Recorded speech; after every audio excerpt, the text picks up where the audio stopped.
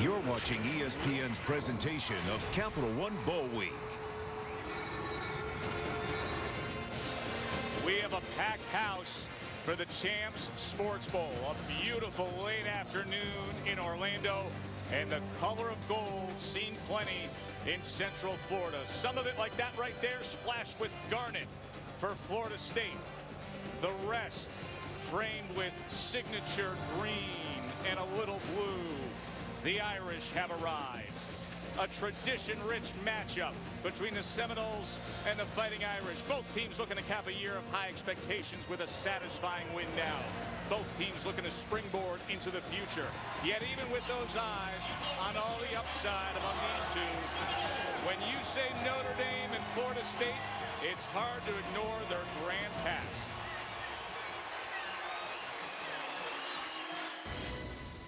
Finds an alley. Touchdown, Florida State. No doubt, the Irish are number one. And it's a touchdown.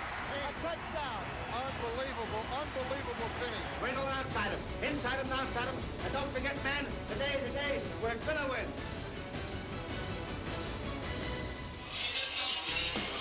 We welcome you to the Champs Sports Bowl, part of ESPN's presentation of Capital One Bowl Week. And a special welcome to those of you watching on spectacular ESPN 3D. From the Florida Citrus Bowl Stadium here in Orlando, memories of an all-time classic back in '93. Notre Dame and Florida State, both hungry and hopeful to continue on their course for a return to glory. Hello, everybody. Glad you're with us. Joe Tessitore alongside Rod Gilmore. We'll say hello to Holly Rowe in just a moment. This is one of the toughest tickets in town, one of the toughest tickets of the bowl season. It was a sellout as soon as they announced the matchup, Rod. And the Champs Bowl feels special because even though these two programs have faltered and were below expectations in recent years, you put them on the field together, it feels like what it should feel like. The defenses were special this year. Absolutely. The offenses, some question marks. Let's start with Notre Dame. Yeah. We're expected to see two quarterbacks and, of course, a star receiver. Well, you know, they've had their issues at times, and Tommy Rees, I think, has played, really well. He's won. He's done well. 12-3 as a starter. He's actually played pretty well, completing 66% of his passes. The issue has been protecting the football. In 4 losses this season, 9 turnovers, and that opened the door for Andrew Hendricks in the Stanford game. He came in and played some. And we're going to see Andrew Hendricks tonight. But it almost doesn't matter who the quarterback is when you have Michael Floyd out there. I mean, we're talking about one of the best receivers in college football, likely to be a first-round pick in the upcoming NFL draft. 95 catches this year, over 1,000 yards. He's a matchup problem for Florida State. A couple of small corners that they'll use at times, and they'll be trying to match him up there. That's an issue for Florida State. As for Florida State and their offense, E.J. Manuel, listen, he was one of those dark horse Heisman choices early in the year. They were a trending national title pick in the preseason. I had him. Yeah. Things faltered. Yep. Then they came back strong at the end of the year. Now he's healthy, but it's the guys up front that are a concern. Well, it's a couple things. E.J. Manuel is carrying the load now. He's back, and they're having trouble up front a little bit, and so he's not just throwing the football, he's running it more. And when you talk about him being a leader, this is his second bowl start for him. He started the Gator Bowl a couple years ago and was the MVP, but he's going to be on the field with 8 freshmen at times, and up front, he's got 4 freshman linemen. Both his guards are freshmen making their very first collegiate start tonight. That's an issue. And as for the Florida State running game, well, Holly joins us with more. Hello, Holly. Hey guys, well, Florida State has trouble running the ball all season long. They're averaging just over 3 yards per carry, and it isn't going to get easier tonight. Like you said, 4 freshmen up front, but they're without their second best running back. Jermaine Thomas is academically ineligible and won't play. So the load falls on, yes, another freshman, Devontae Freeman, a 5'8 freshman. Talked to him before the game, and he said it's his first bowl game. He just wants to go out and have fun. But good news for the Seminoles, their experienced wide receiver, Burt Reed, a senior, will play tonight. He's been battling a hamstring. He's wearing tight compression stockings, and guys, with his 169 career receptions, boy, do they need his experience. Reed's a good one, number 83. Here's Jimbo Fisher. Both head coaches in their second year. He's a recruiting star. Put together a great class a year ago, working on another one this year for the Noles. Notre Dame's Brian Kelly told us his approach to this game, well, it starts with winning, but he says you have to have an eye towards the future, and he feels it's a bright one considering some of the talent in the front seven defensively. Brinza to kickoff for Notre Dame. Florida State back deep. And this will be taking a knee, Rashad Green, for the touchback. There's E.J. Manuel, 6'5", 245-pound junior, currently #1 in Florida State history with a career completion percentage of over 66%. Really talented, really talented. Big, strong quarterback. And when they've gone to using him in the running attack, it's really changed their offensive end. They almost had to because of all the things Holly talked about, Jermaine Thomas and the youth up front for them. Now this big quarterback, he can run the football. Remember, he was injured in that showdown game back on September 17th against Oklahoma. Play action to start. He's going to go for it, cranks it up downfield, but it was overthrown and to the right for Rodney Smith. Rod, let's talk about how Florida State has arrived to this point. Well, you think about their 8-4 record. You have to go back to that Oklahoma game, which was really kind of that defining moment. #1 against Florida State. They lost that game, then lost 3 straight. Won 6 of their last 7 until they ran into a hot Virginia team that shut them down. Finish things up with a win at Florida. Ugly offensive game that victory was. They run option to the near side, and Manuel scoots ahead for a gain of about 8. It'll make for a 3rd and short. That's the change.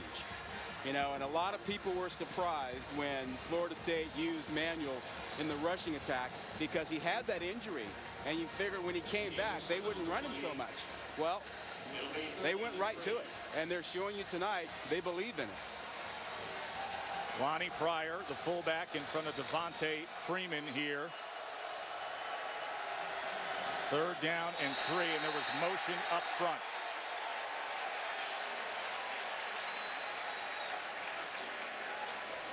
I think Bobby Hart, the freshman on the right side, moved.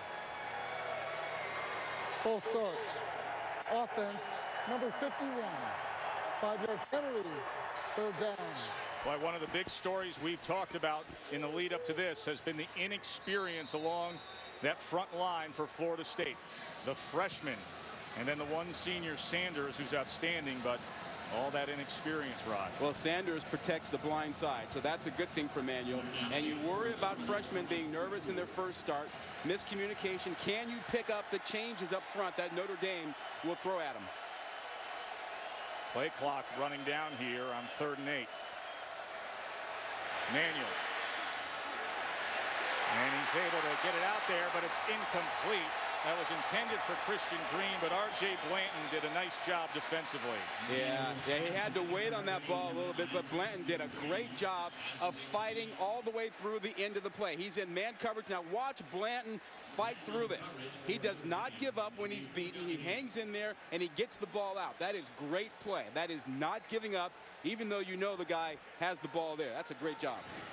So Sean Powell led the nation in overall punting, and net punting comes on. Michael Floyd, the return man for the Irish. And a big boot by Powell backs up Floyd to the 22. Able to get free.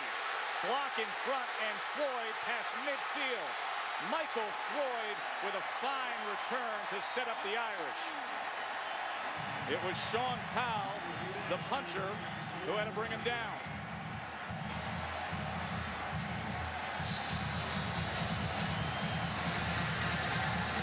Michael Floyd showing that he's got skills other than just as a straight inline receiver. He's got some shiftiness to him as he makes the first guy miss.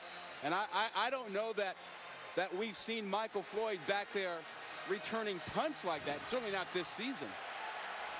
So here's Tommy Reese with prime field position. Was named the starter for the bowl after being pulled in that season finale at Stanford. Sierra Wood, his first carry. And he is wrapped up at the 33 by Terrence Parks. So Tommy Reese, as much as we talk about the fact that we're going to see 2 quarterbacks and some of his struggles, 12-3 as a starting quarterback. Yeah, he's one. You know, his detractors will point to the losses and his inability to handle the ball in critical situations as you take a look at Hendricks, who is really a prospect, very physically gifted. 2nd and 6. And that is complete for a first down to the senior Floyd. So Notre Dame 8-4. They bounced back after those 2 losses early. Played well until they ran into a USC team and had a critical turnover as they were going in for what could have been a game-changing score, and then finished up with Stanford, fell behind 21-0 before mounting a comeback. First down at the 25. The pitch to Wood. And Wood gets to the 21-yard line. And that's where he was met by Vince Williams, the middle linebacker for Florida State. Well, you watched the Notre Dame offense all season, and you can't help but come away thinking if they take care of the football a little bit better, they'll be okay. You know, they've got a couple big playmakers in Eifert and Floyd.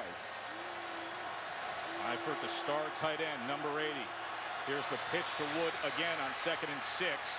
And Wood is going to be about 1.5 yards short of the sticks. Williams again with the tackle.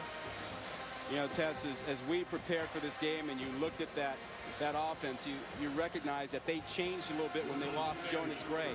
Big, powerful back who could run inside. They lost him to an injury, and they're less of an inside running team now. Gray had 12 rushing touchdowns and was on pace for a 1,000-yard year. 3rd and 2 now. Wood. And he finds that small hole on the left side of the line and picks up the first down. LaMarcus Joyner, the free safety, came up to fill it. But a first down for Notre Dame. A good, tough run inside by Wood, trying to lower his shoulder.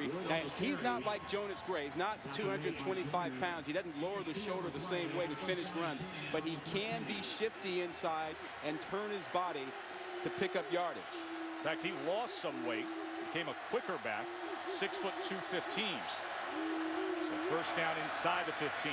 Reese, a little bit of pressure, and he cannot escape it at all. Everett Dawkins took him down. Yeah, Dawkins, he doesn't get a lot of attention because of Jenkins on the outside, Warner on the outside. But inside, just watch the quickness of the 93 as he throws back his lineman trying to deal with him and gets by him. With this defensive front, you can't really double clutch the ball. You got to get rid of it quickly. 2nd and 17 now. Empty backfield for Tommy Reese. Over the middle, does get it complete to the 10-yard line. And he was able to find his star tight end, Eifert.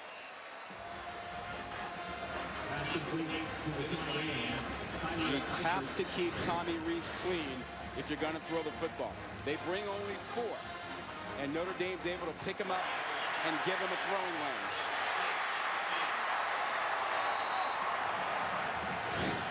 So a 3rd down and 6. Wood is in the slot. And he saw the defensive end take a step forward, and then the left tackle reacted.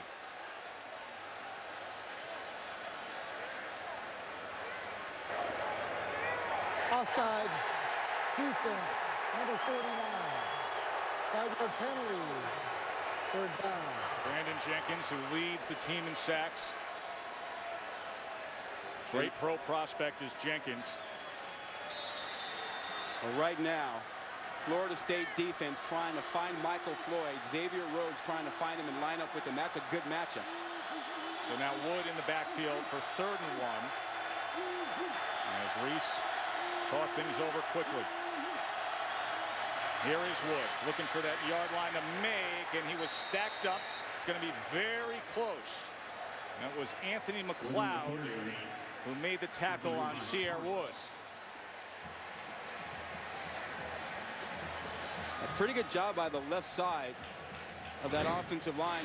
They want to get behind number 70, Martin, who's their best lineman. Does a terrific job on the edge out there, creating some space for Sierra Wood. And it is a first down, so a 1st and goal for Brian Kelly's offense. See the success they've had on opening possessions. Reese with time, batted and intercepted. LaMarcus Joyner And once again, the costly turnovers for Notre Dame in the red zone.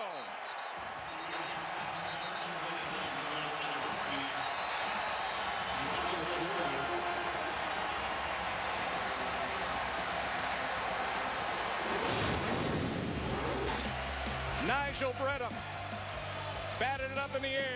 Marcus Joyner in the right place at the right time. Florida State ball when we come back.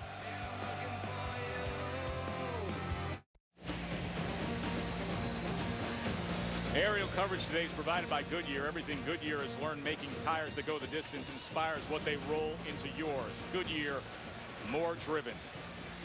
Scoreless here in the Champs Sports Bowl. That Florida State defense did it again. Marcus Joyner.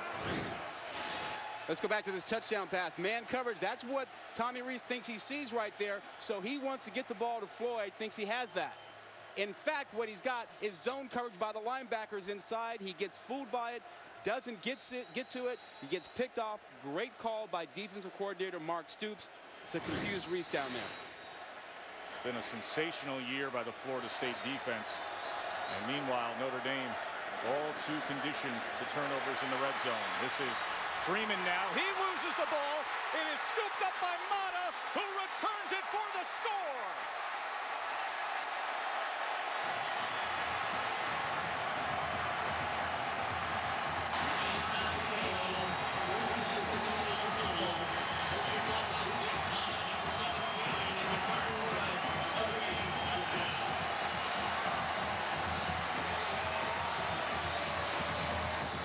Manti Te'o forced the fumble, and Zeke was the streak right to the goal line. Yeah, Te'o is out in single coverage. He does a good job of coming out and making the tackle, and that's a freshman just giving up the ball, and Zeke Mata is able to just walk into the end zone for the first points of the night. And David Ruffer with the extra point.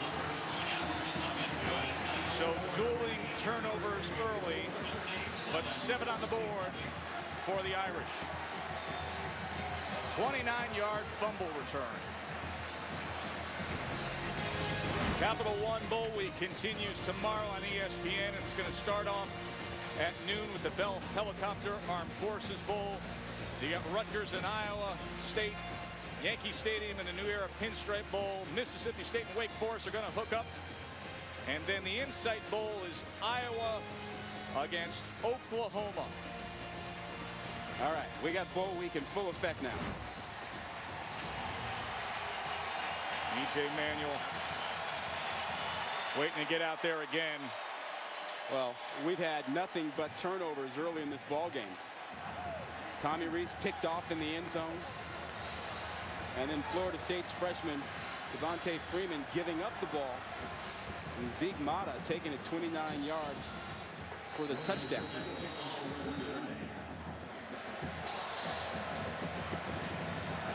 Rashad Breed deep, set to return Kyle Brinza's kickoff.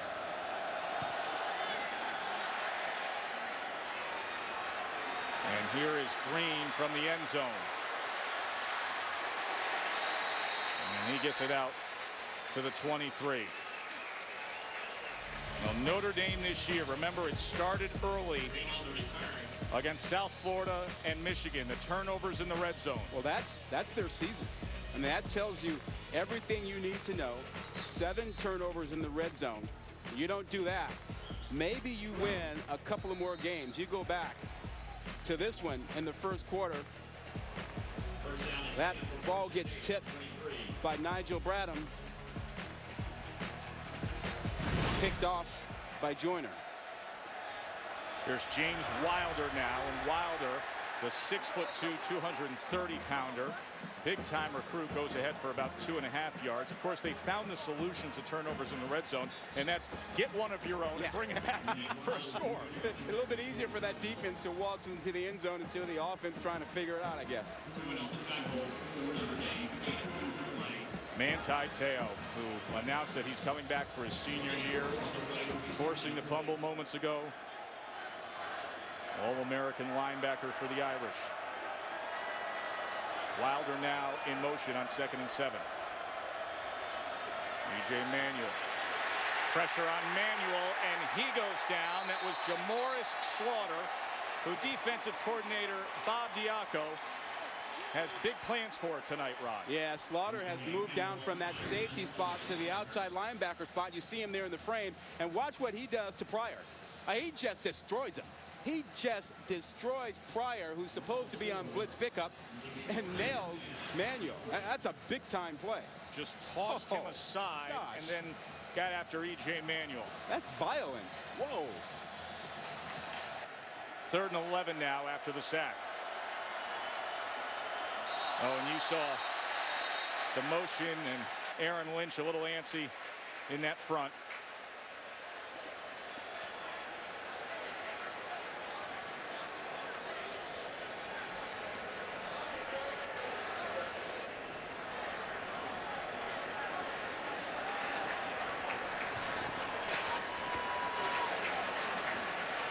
Offside. Defense. Unabated to the quarterback. 5-yard penalty. Repeat, first down. Aaron Lynch is a freshman with a lot of upside from here in Florida. E.J. Manuel, after that last turnover, quite upset. Well, he's working with this young team, a bunch of freshmen trying to get them back together, telling them to think and relax. And now facing a 3rd and 6. Pressure up the middle again, and he goes down again. Teo right after him. Up the middle, right? We talked about that young offensive line. 2 freshmen playing at the guard position. Left guard and right guard, and Teo and Lynch get in there. Here comes Teo right there. You'll see him run on a stunt with Lynch, and they just destroy the interior of that line where you've got 3 freshmen, 2 guards and a center. So Powell now back at the 1-yard line to punt as Michael Floyd stands ready near the 30. And he gets the fair catch at the 36, regretting that he did. He thought he had some green space in front of him. Well, you know, Michael Floyd, that's his 2nd punt return of the season. They had 3 yards of returns this season, but Monte Teo, he knows how to get things done as your defense is stepping up big time already against Florida State.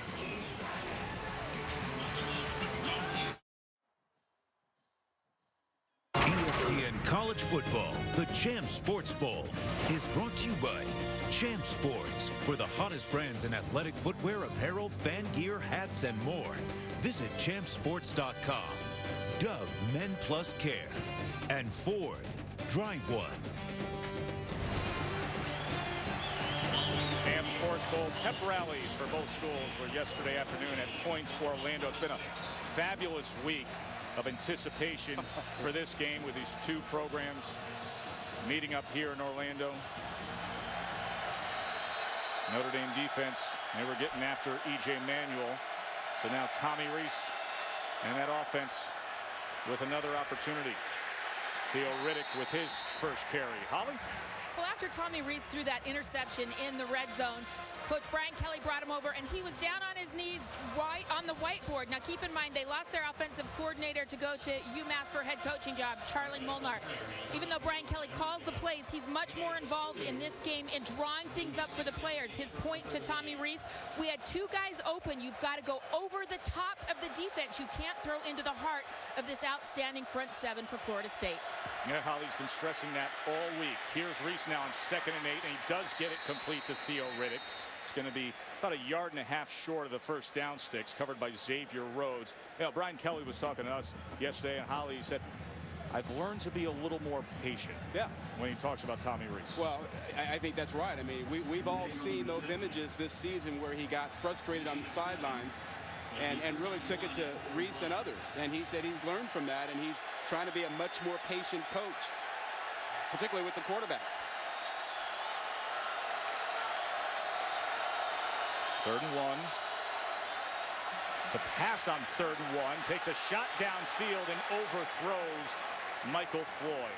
And that is a matchup that we will watch all night, because when you go one-on-one with Michael Floyd, you are really rolling the dice. And Notre Dame has to hit this. He's up against Rhodes. Rhodes is a big corner, 6'2", 210. That's a great matchup, but Michael Floyd had him. Michael Floyd was open, and Reese has got to hit that play.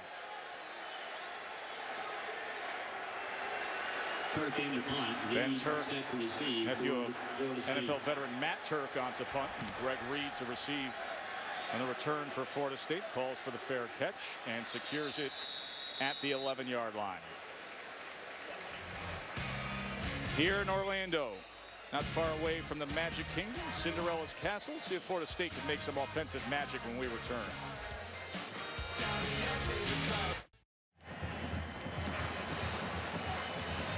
7-0 Notre Dame on top here in the Champs Sports Bowl over Florida State. Reminds you of what happened back in 1993. It was the game of the last century back then.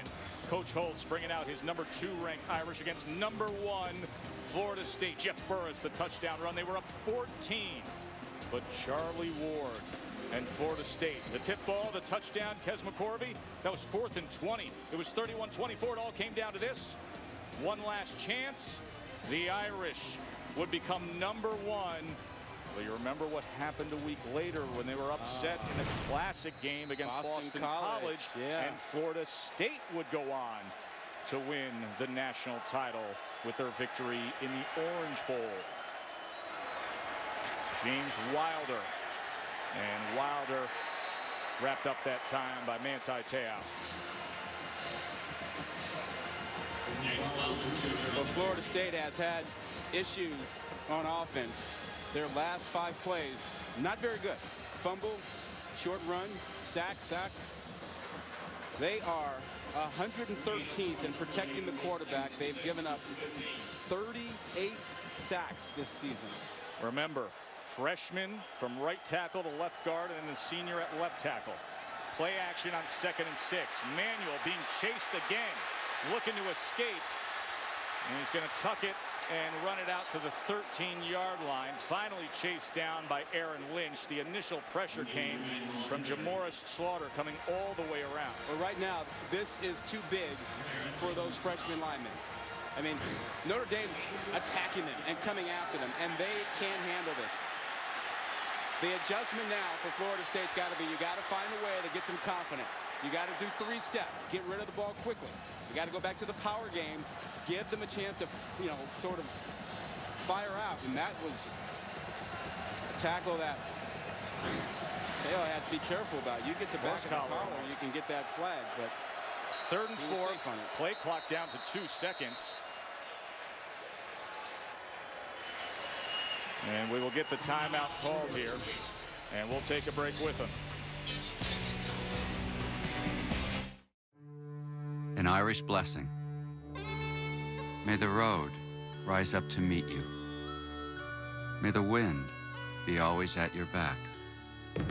May the sun shine warm upon your face, and the rains fall soft upon your fields. And until we meet again, may God hold you in the palm of his hand. We are the University of Notre Dame.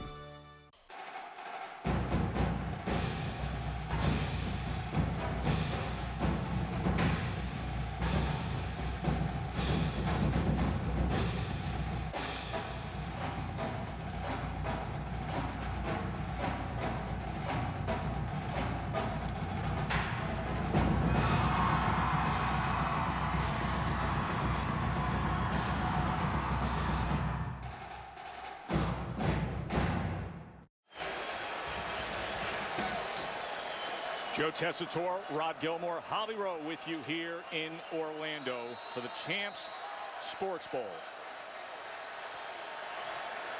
3rd down and 4. E.J. Manuel. Pressure again. And this goes incomplete.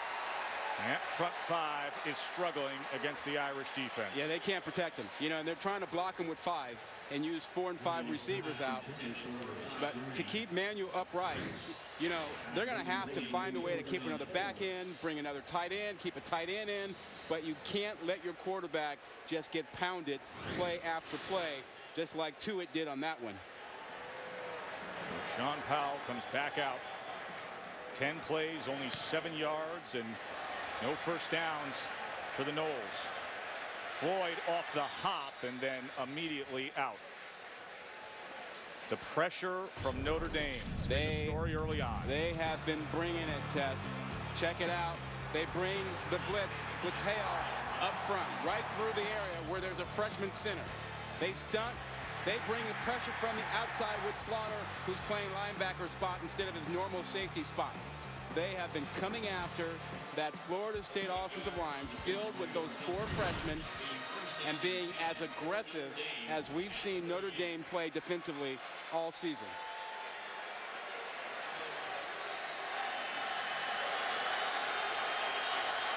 Andrew Hendricks now getting his turn at quarterback. Sierra Wood. And Wood is chased down just over the 40-yard line by Joyner. Check in with Holly. Well, I listened to Florida State coach Jimbo Fisher talk to his young offensive line as they're sitting over here on the sideline.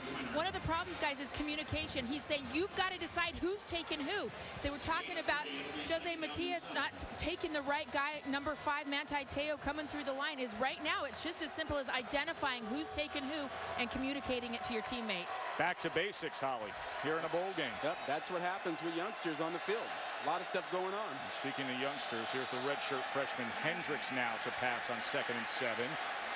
And he puts it up, and it's incomplete just off the hands of T.J. Jones, who was covered well by Mike Harris. Yeah, nice play by Harris, but I was really impressed with the fact that they turned Hendricks loose. Normally he's in there to run the football. Kelly said he'd have the full package, and look at him going deep down the field with him right off the bat. Hendricks, powerful arm, 220 pounds, more athletic than Reese. He can run it, he can throw it. He's inexperienced out of Moeller High School. That's been a factory for high school football. And so there's no set package for him tonight. He's going to run the whole offense. He showed you a downfield strike there. But the incompletion makes for a 3rd and 7 now. And the play clock was running down there, so a timeout called by Brian Kelly and the Irish as he talks things over with Andrew Hendricks. Hendricks came into the game against Stanford, played fairly well, threw for 192 yards, had a touchdown pass, had a touchdown run.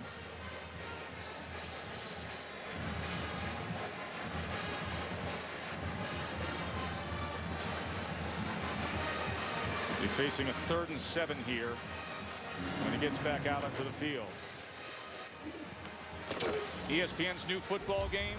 You're the most explosive player on the field, the return man. You can hit the gap, break tackles, take it to the house. Play for free at ESPNReturnMan.com.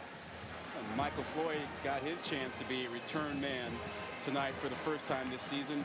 Notre Dame came into the game with 3 return yards and punt returns, and Michael Floyd busted off a 41-yarder, his first punt return. That set up the Irish in good position, but then there was the interception in the end zone. Their 7 points came from that Zach Mata 29-yard fumble return. 3rd and 7 now. Sierra Wood in the backfield with Hendricks. And this is complete right down the seam to Eifert. And he was down at the 44-yard line after taking that hit. But what a target is Tyler Eifert, who led the nation receptions for a tight end. Yeah, he gets a free release, but he gets pounded here. And look at the shot that Joyner delivers on him. And Eifert goes right to the sideline. Saw that knee hit the ground. Yeah, but the whistles have to come faster, you know what I mean? You don't want a guy getting another hit. Sierra Wood now. He's trying to find a few yards against the interior of that defense, but he was met by Dan Hicks. And it was a 15-yard reception on that 3rd and 7 to Eifert. Well, and they need him. 59 catches. He's a young man thinking about whether he wants to return next year or head to the NFL. And you know what we'd say about that. Well, we had a discussion with Brian Kelly about it. He filed the paperwork, get his evaluation from the NFL, said to make his decision after this game. Here's Hendricks on 2nd and 8, and to the outside corner And that is a reception to T.J. Jones. Good effort by Jones to concentrate to bring that ball in. Mike Harris was all over. But what about the throw?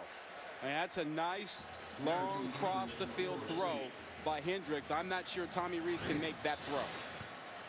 So Hendricks showing a little something here with the throw to Eifert and then connecting to the outside to T.J. Jones. As Tommy Rees is off on the sideline. 3rd and 1 now.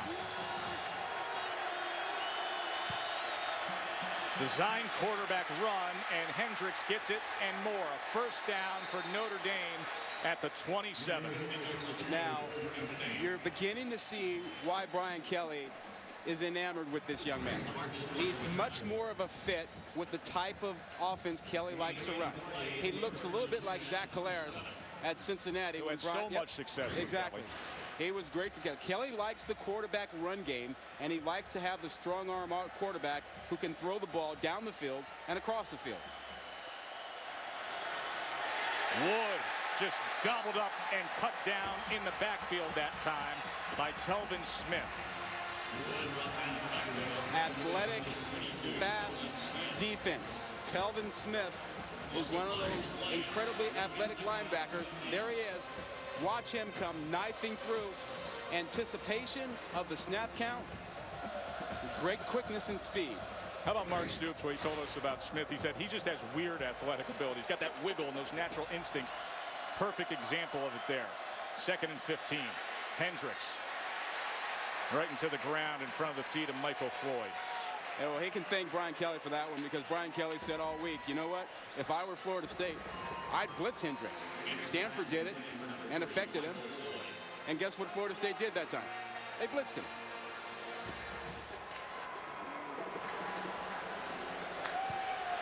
Remember, Stanford brought so much pressure against Hendricks, and it was a different story, the success he had when he had time compared to the pressure that the Cardinal defense brought against him. Let's see if they get after him here on 3rd and 15. He's got to be careful. You don't want to take sacks around here. You have the potential for a 4th down play or a field goal. Hendricks gets it out to Toma, and he is wrapped up just short of the 30-yard line. That was Greg Reed, who came in and tackled Robbie Toma. This defense flies around, and they're actually pitching a shutout. It's the Florida State offense that gave up the touchdown on a fumble recovery taken in for the score by Zeke Mata. Career long of 52 for David Ruffer. This from 47.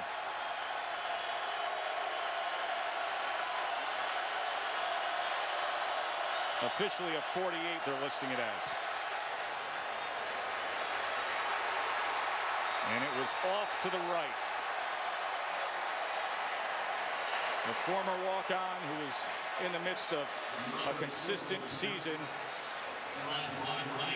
puts it off to the right here in the final seconds of this first quarter.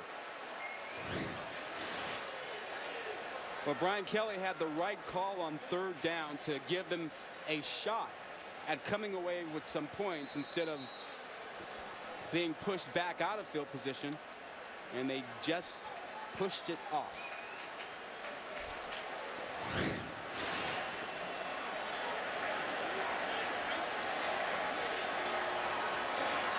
Pitch to Freeman. Remember, he fumbled earlier. Picks up a good block from the receiver. A flag comes in late. Maybe too good. Rodney Smith was out in front trying to pave the way for the true freshman Devontae Freeman. Well, Florida State has a speed advantage, and they want to use it at every opportunity.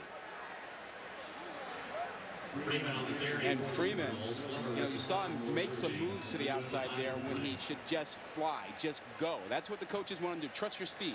There is no foul on the play. The block in question was legal. Result of the first down. Good explanation by Reggie Smith and our Big 12 crew tonight. So just a second left in the first quarter. A quarter with so many offensive struggles for Florida State. That's the end of the first quarter. Your score, Notre Dame 7, Florida State Only 18 yards of offense for the Noles. The fumble return for the Irish. They lead it 7-0.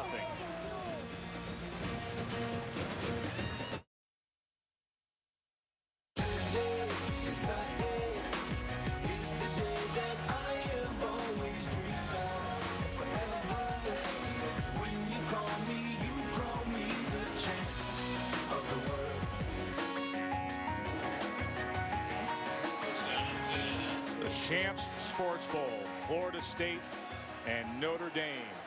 7-0 Irish here in Orlando. Joe Tessitore, Rod Gilmore, Holly Rowe with you from a sold-out Citrus Bowl stadium.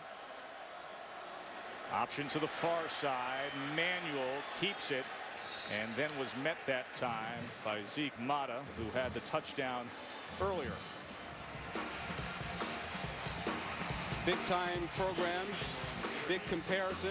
Bobby Bowden, Lou Holtz, first season of football, long time ago for Notre Dame. National titles, Notre Dame way ahead. Bowl wins, not so shabby. Heisman Trophy winners, just a couple for Florida State. 7 for Notre Dame. Well, the 1940s and 50s treated them well. And of course, Timmy Brown in '87. All started with Andrew Bartelli back in 1943. 2nd and 7. And over the middle, and that is complete that time to Christian Green, and he slid down there at the 47-yard line. Yeah, Tess, I'm really intrigued with Jamora Slaughter. The fact that they've moved him, Notre Dame has moved him from the safety spot to the linebacker spot. He's been active. They've blitzed him, and they're using him in the run game. He's not a big guy, you know, but they're taking a chance with that, and it's worked out for him, and he's been able to hold up against the rushing attack. Bob Diaco had so much confidence, the defensive coordinator for Notre Dame, of how he could play a role against the run game, and we saw him just shed a would-be blocker earlier and get after the quarterback. 3rd and 5 now. And that is Greg Dent in motion. Manuel now pressure again, turns away from it downfield, and that was nearly intercepted by Slaughter. Yeah, they can't block him. They get a flag out there. Looks like a late hit. Personal foul. Roughing the passer. Defense, number 55. 15-yard penalty. Automatic first down. Yeah, they're having trouble protecting Manuel when only 4 are rushing. And Prince Shimbo, a little frustrated, takes a clear late hit, sloppy. Now watch, if he doesn't do this, Slaughter, who's all over the place, makes a play. He has a chance to come up with a pick. I mean, he's got coverage skills and the ability to play good run defense. Yeah, well, look at that. He's unhappy about it. He needs to find Prince Shimbo and say, come on, man. Now, what a night Slaughter is off to here, but Florida State, the 15-yarder, stay on the field inside the 40. First down. Freeman with the call this time, and Freeman not able to find much. There's Swinar. Well, this offense has struggled to run the football. They are 99th at 118 yards a game rushing on the season, and youngsters up front. Swinar for Notre Dame in on the play. Real hard worker at the nose guard position for them. Jimbo Fisher looking for a few answers with this offense.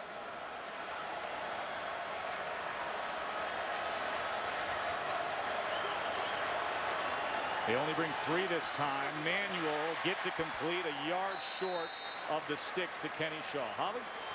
Well, when we talked with defensive coordinator for Notre Dame, Bob Diaco, he was taking a risk moving Slaughter up to that, what he called overhang outside linebacker position. So he has a GA up in the booth. His only job tonight is to keep his eyes on Slaughter and make sure that it's working.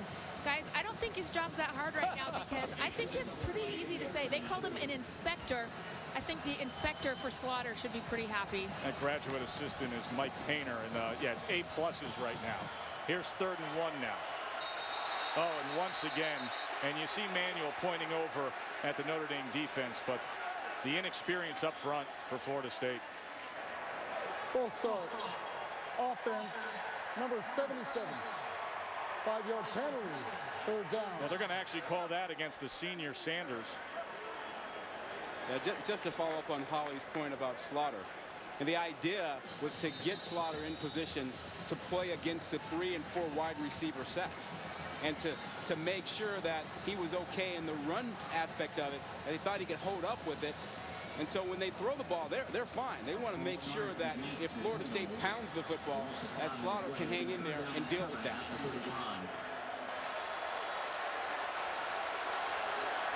Only 16 rush yards so far tonight. Play clock down to double zeros. Prior to the snap, second charge, timeout, Florida State, 30-second timeout. So they were able to get the timeout called there. It will be a 3rd and 6 from just inside the 35 when we return. Limits inspire the limitless. Levi LaValle, redefining redemption. Robbie Madison, flying 400 feet. Red Bull, new year, no limits. So Rod, new year, no limits. Robbie Madison, Levi LaValle looking for the world record motorcycle jump and snowmobile jump. Simultaneous jumps out in San Diego on New Year's Eve on ESPN. You'll be there. Yes. You're always there. I go from this, where Florida State's trying to jump forward 6 yards, to that. 3rd and 6, Manuel. Can he escape it? Throws it out there.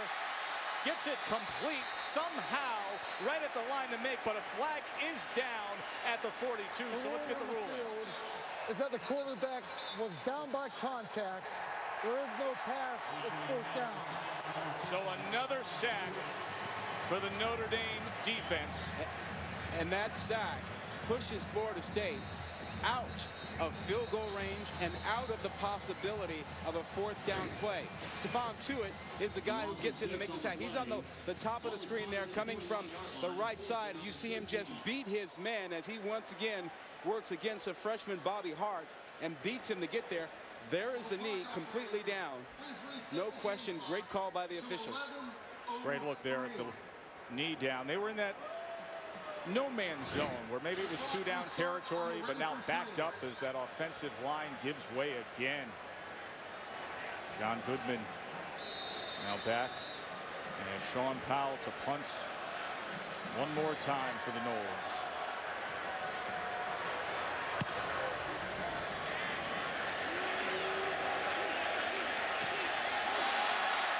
And it does bounce into the end zone for the touchback.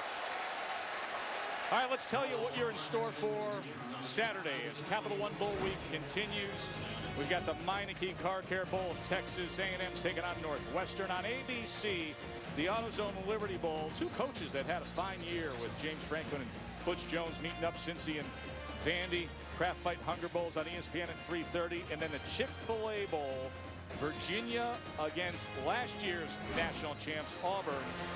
That's also available on ESPN 3D. Glad you mentioned James Franklin. What he did at Vandy this year. Great job. Here's Tommy Reese.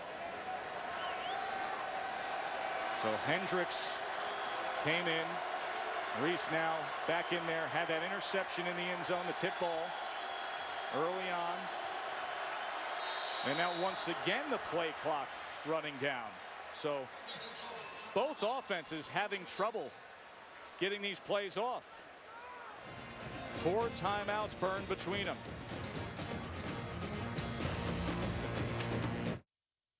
ESPN College Football, the Champs Sports Bowl, is brought to you by Champs Sports. For the hottest brands in athletic footwear, apparel, fan gear, hats, and more, visit champsports.com. Prudential. See what the first day of retirement feels like at day1stories.com. Prudential. Bring your challenges. And the Lexus December to Remember sales event for a limited time at your Lexus dealer. That's the 5th annual Champs Sports Bowl Parade of Bands in Winter Park, just outside Orlando. Florida Citrus Sports Group does such a great job with the 2 bowl games they have down there. Of course, the Capital One Bowl game coming up between Nebraska and South Carolina on January 2nd. Theo Riddick tries to muscle and spin his way forward for 3 yards. Holland? Well, we've seen both quarterbacks for both teams really struggling to see the play clocks here, guys. In this stadium, both play clocks are placed very far to the left of the field of competition and very low. I heard E.J. Manuel complaining earlier that he couldn't see the play clock.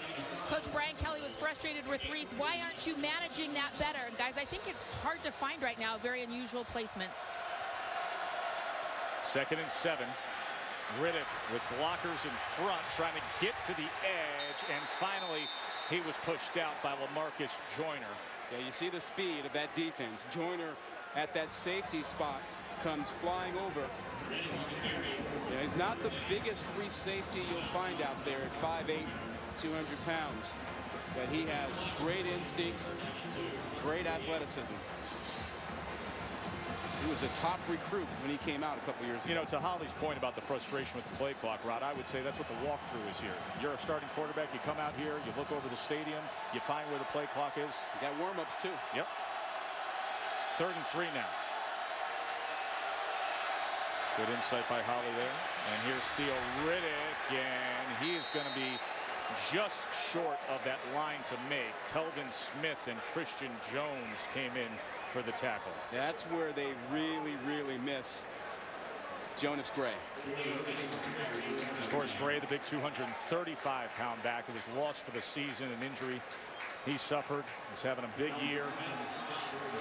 Sierra Wood been taking on the role of feature back. And Theo Riddick, who played receiver earlier this year and then moved back to the backfield. So 4th down, and Greg Reed will be back to handle Ben Turk's punt.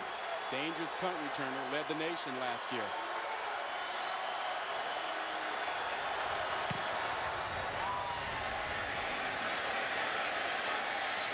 And Reed, they were right on top of him that time. That was Austin Collinsworth with the special teams tackle, the son of Chris Collinsworth, former Bengals star and NFL analyst. Well, we talked about this matchup with Xavier Rhodes against Michael Floyd. He's similar in size, and he's had a pretty good impact on this game. He's done press coverage and been physical with Floyd. And when Floyd has had a chance to retaliate and block him, he has. They've been going at it all night. Floyd has not been able to get deep yet against Rhodes. 1 catch for 8 yards for Floyd. Manuel now. And he gets it complete to Kenny Shaw, who's from right here in Orlando. The Florida State fans are wondering when the offense is going to come around. They're coming off that Florida game where the offense had 95 total yards. Won that game 21-7. There's Michael Floyd on the sideline. He's been thrown to 4 times tonight, only 1 reception. Brian Kelly can't be happy with that. Option to the near side, and Manuel just about 1.5 yards that time. Anti-tail with the tackle. Junior from Hawaii, who was projected to be a 1st-round NFL draft pick, but has announced that he will come back for his senior year at Notre Dame. That's really cool. I think that when Andrew Luck decided last year that being the top pick in the draft was not more important than coming back and getting his degree, I think it made it cool and okay for other guys to do it now. Matt Barkley at USC. Yep. I'll wait to see what happens with the Heisman winner, Robert Griffin III, who you will see later tonight in the Valero Alamo Bowl. Pressure again, this time Lonnie Pryor was able to get that ball, and he gets it to the 40-yard line. But E.J. Manuel's just hoping for the best sometimes when he drops back. Well, you know, I'm sure he says to the lineman, hey, guys, you know, on a screen pass, yeah, we're supposed to let them in, but not that fast. Now watch, really, the pressure. Mata comes in. It's a blitz from the outside. They're running the screen to the opposite side. Manuel takes it to the very last second, and Lonnie Pryor does enough to get them a respectable 3rd down. Might be manageable. So you see one more hit by Mata on Manuel. Going to be a long night for E.J. Manuel, having to keep getting up, even if you do make some of these completions. 3rd and 4.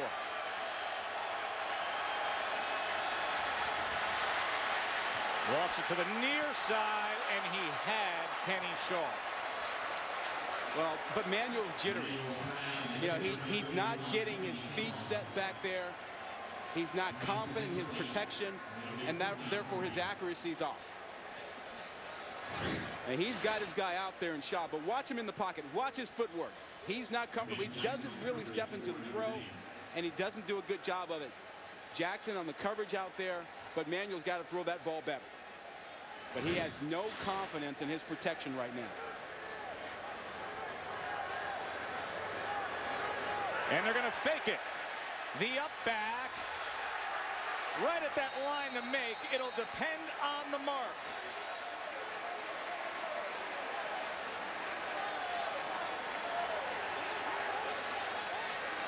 It was Chad Abram, who's a backup fullback, on the fake punt. Well, there you see our first down marker, which is generally accurate. But unofficial. Yep. And yellow line's just a TV toy, folks. They're going to bring out the chains. Chad Abrams, who played safety and then came over to the offensive side of the ball for Jimbo Fisher on special teams on a 4th and 4. We'll see if he got it. Nothing wrong with that, in my opinion. You're 8-4. This is your bowl game. You've had a few weeks off. Nothing wrong with taking the gamble. He's short by a couple of lengths.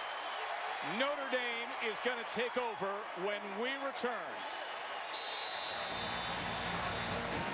The trickery didn't work.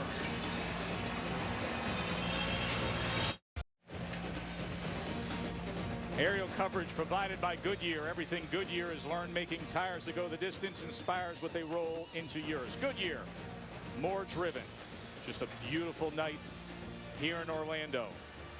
Celebrating its 7th year sponsoring the Good Hands Field Goal Nets, Allstate makes contributions to participating universities' general scholarship funds for each field goal and extra point kicked. And to date, Allstate has contributed more than $2.6 million in those scholarship monies. So Notre Dame takes over after Florida State came up just a few inches short on the fake punt attempt by Chad Abram. Tommy Reese downfield. Floyd right off his hands. The big target, Michael Floyd, right down the hash marks, but they couldn't connect. Well, we said that Reese has got to make this throw. In the first quarter, he missed it. He puts enough air underneath it. Floyd has to make that catch. Reese did his job. Offensive line protected. And Tommy Reese has every reason to be unhappy with that. Sierra Wood now. And just about a yard there for Sierra Wood. So it'll be a 3rd and long. What a missed opportunity for Michael Floyd, who holds the school record for receiving yards and receptions and touchdown catches. Well, Brian Kelly told us yesterday that on his call sheet, he has a section for Floyd to make sure he gets touches. He's only had 1 touch from the line of scrimmage. 3rd and 9 now.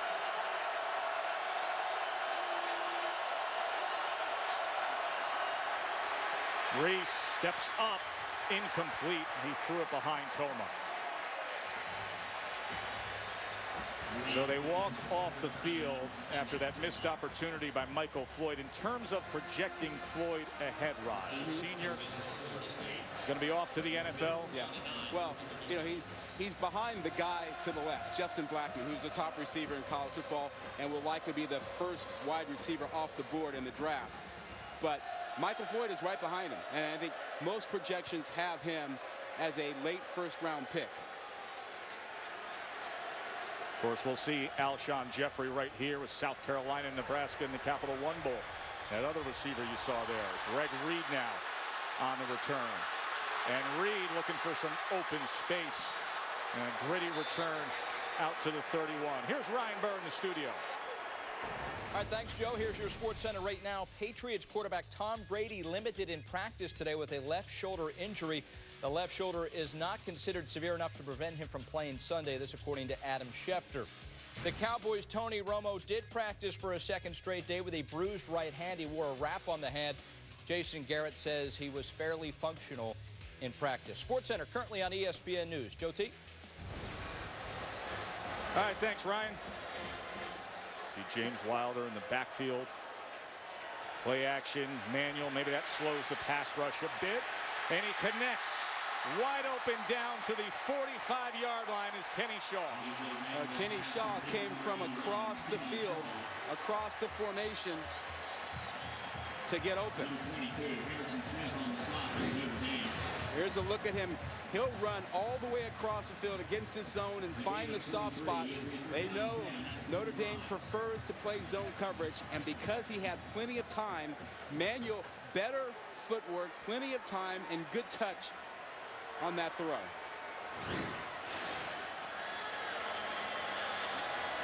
James Wilder now trying to get to that edge, and he's taken down by Aaron Lynch and Manti Te'o. Tostitos Fiesta Bowl, Monday, January 2nd, 8:30 on ESPN. Number 4 Stanford, number 3 Oklahoma State. It's also available on ESPN Radio and ESPN3. Ron, when I look at the bowl list, I've said this to you now for a couple weeks. Yep. This is the game that gets me going right here. Yeah. Those two offenses, Stanford and Oklahoma State. That might be the most entertaining, most exciting game of the bowl season. Looking forward to that one. Right here, we got a defensive struggle. 2nd and 8. Manuel, and he goes down again, and Jamoris Slaughter, what a night he's having, Ron. He's becoming a star. That's the second time they've blitzed him. Tonight, special package for him. They moved him from the free safety spot to the linebacker, weak side linebacker spot, and they've turned him loose. That's his 2nd sack tonight. He's made a number of other plays, almost had a pick. He's really been the defensive standout for Notre Dame. And that was Bob Diaco's intention. And it's paid off. Game planning to put Slaughter in good position. Now a 3rd and 14. They've been sacked 4 times, have the Noles. Complete, but well short of the line to make to James Wilder. How frustrating has tonight been for Manuel? 15 drop back attempts, and almost half the time, about half the time, he's been knocked on his back. And this is a good athlete, a natural runner, a guy who's elusive, but with those 4 freshmen starting on the offensive line, it has been a struggle against the Notre Dame defense. Bodes well for Florida State for next year. A lot of depth, a lot of talent, and an incoming recruiting class that could be the number 2 class in the country. Powell with a high launching punt, but it sails a little too far. Just over 3 minutes to play in the first half. That fumble return still the difference.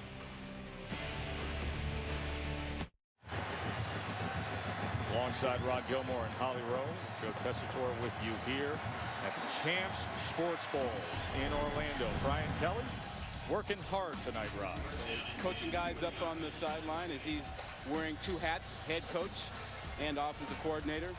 The more patient side of having to deal with multiple quarterbacks tonight. Sometimes good, sometimes a little frustration.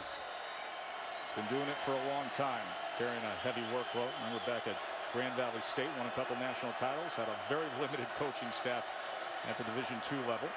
Here's the inside handoff to Theo Riddick, and he's out just past the 23, tackled by Jernigan. You know, the quarterback situation at Notre Dame is interesting for tonight and for next season. We've seen Reese and we've seen Hendricks.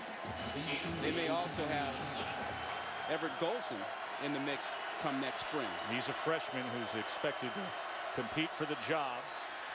Reese now, and Reese gets it complete to Floyd. And Floyd had that drop last time out there. There is Everett Golson. Talented young man, boy. Big arm, very bright future. Talented in other ways as well. Yeah, did a nice job the other day at the luncheon, playing the piano and thrilling the crowd. But he's got great feet and a strong arm.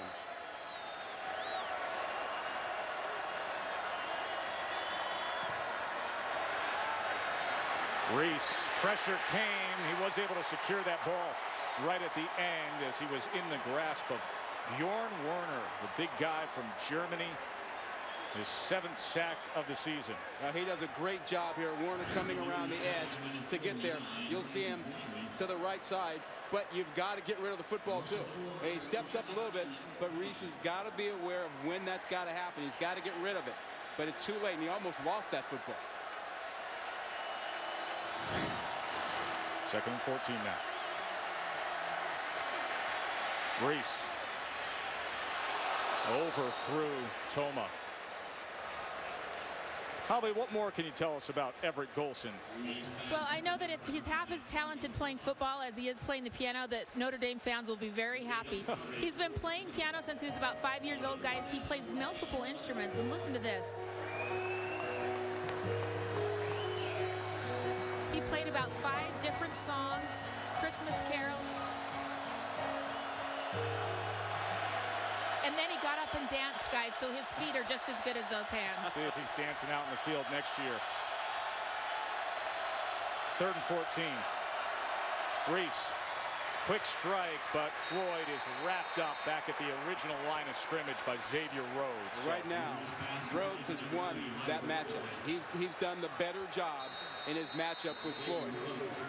And Floyd dropped one that he should have had, but Rhodes, by and large, has done a good job being physical and making tackles. He's got a lot of cushion here because he knows the first down marker is far, far, far down the field. That's a good tackle.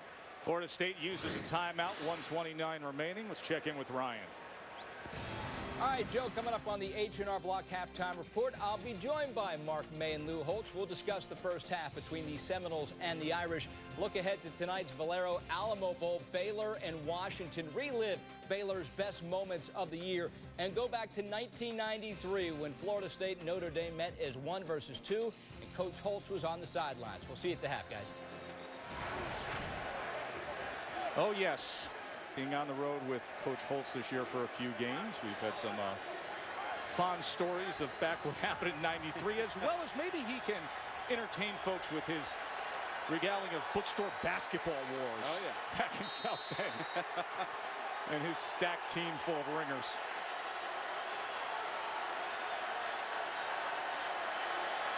Ben Turk now on to punt. Rugby style, gets a good spiral on that punt. And Reed secures it just inside the 20. So that leaves 1:21 on the clock.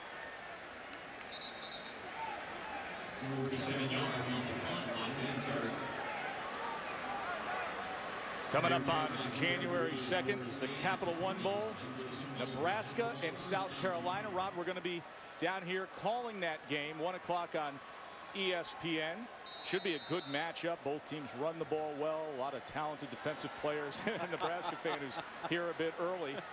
Your expectations for that game we'll have here. I think it's going to be great, and it's one of those SEC Big Ten matchups that, you know, we talk about, and we need to find out the measuring stick. Is the Big Ten ready to hang with the SEC? We talk about it every year. Should be a good one, Nebraska and South Carolina. See what E.J. Manuel can do here with a limited time, and he gets it complete out to Kenny Shaw. So that leaves 1:16. Remember now, we had the issue with the play clock, so they had to burn a couple of timeouts, and then they called a timeout to manage the clock here before that 4th down. So no timeouts for Florida State. $1:16 is enough time for them to move the football, but the issue has been protecting Manuel. You can't run a 2-minute drill if you can't protect the quarterback and get the ball out on time. I formation with Freeman as the tailback. Play action. They do pick up the blitz that time. Down the middle it is. Oh boy, that was almost intercepted by Mata, but he could not hold on as he came down. He was all over that play. That should have been a pick. And Mata's right there, comes over and takes the ball away from Kenny Shaw. I mean, watch him attack the ball. That's it. He had that ball coming down and then tried to put it away, lost it, and that would have set Notre Dame up with the shot to get more points. Remember, Mata had the 29-yard fumble return for a touchdown in the first quarter. Both offenses struggling. These defenses have really stepped up. They've had good seasons. And now Manuel searching for something. Quickly gets it out, and that was incomplete as he couldn't find Rashad Green. Florida State offense with that goose egg. Got to go back to November of '09 against Florida the last time they were held scoreless in the first half of a game. So, you know, Fisher got a lot of heat after the Florida game when they had 95 total yards, and folks wondered whether he was too conservative or if it's too much for him to call plays and be the head coach. 0 for 6 on third downs. Here's a 3rd and 10. Gonna have to stretch for it. And Rodney Smith, that second effort. And did they mark him down? Yeah, that's the second time we've seen. Now this one. Yeah, they're going to mark him down there at the 45. Yeah, and I think that's the right call and a good call. I mean, to me, that's a safety issue too. You know. Jimbo wants an explanation, but let's look here. Watch the knee. Well, he's, yeah, his thigh is down. I think he almost set down completely. But see, I think this is the right call, and he touches bottom to turf. That's a good call. Quickly bounced up and tried to extend the play. But here's the safety thing. You leave a guy in a vulnerable position if you don't blow the whistle there. And if you say that guy is still alive, you can't fault defenders for coming up taking shots. And that's exactly what would happen. They'd flag him if they hit the guy at that point if he's defenseless. Notre Dame used their last time out there, leaving 44 seconds in the 4th and 2. Tomorrow on ESPN, Capital One Bowl Week continues. It's going to start with BYU and Tulsa in the Bell Helicopter Armed Forces Bowl. And it'll wrap up at 10 o'clock with the Insight Bowl, Iowa against number 14, Oklahoma. What a difference a few weeks made in the season for Oklahoma. Yeah, you know, as we talk about next season and rankings and whatnot, we should be mindful of the fact that sometimes those things are off, because Oklahoma began the year as the #1 team in the country. No, Florida State was number 6 preseason, top 25. And look at the struggles they have had. Sean Powell wants a punt. And he line drives this and gets a very good roll all the way inside the 5-yard line. There's not much Notre Dame can do with that except take a knee. Florida State with only 104 yards of offense. Notre Dame with only 92. And the fumble return, the difference on the scoreboard. Yeah, and you know, they've had their quarterback issues this season. You know, Dane Chris started the season as the quarterback, was replaced by Tommy Rees, and he's since transferred to Kansas.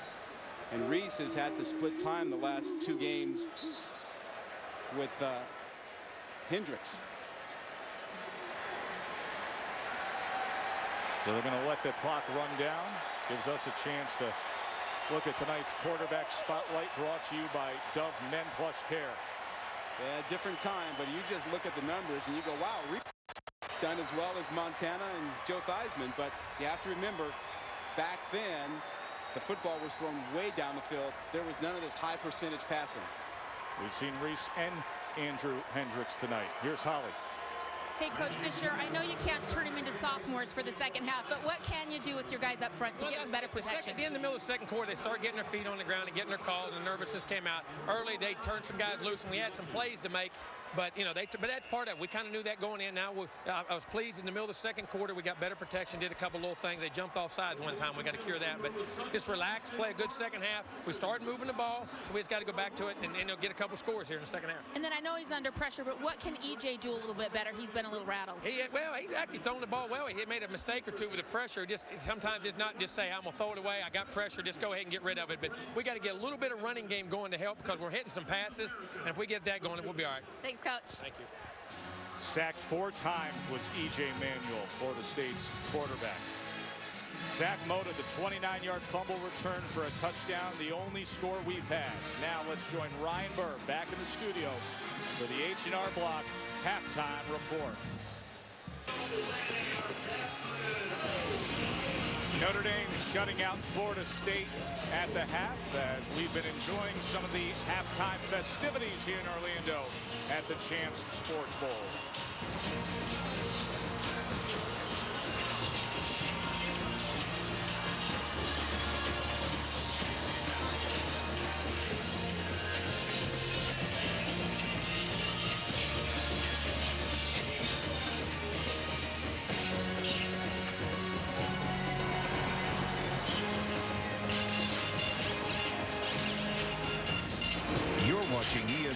presentation of Capital One Bowl Week.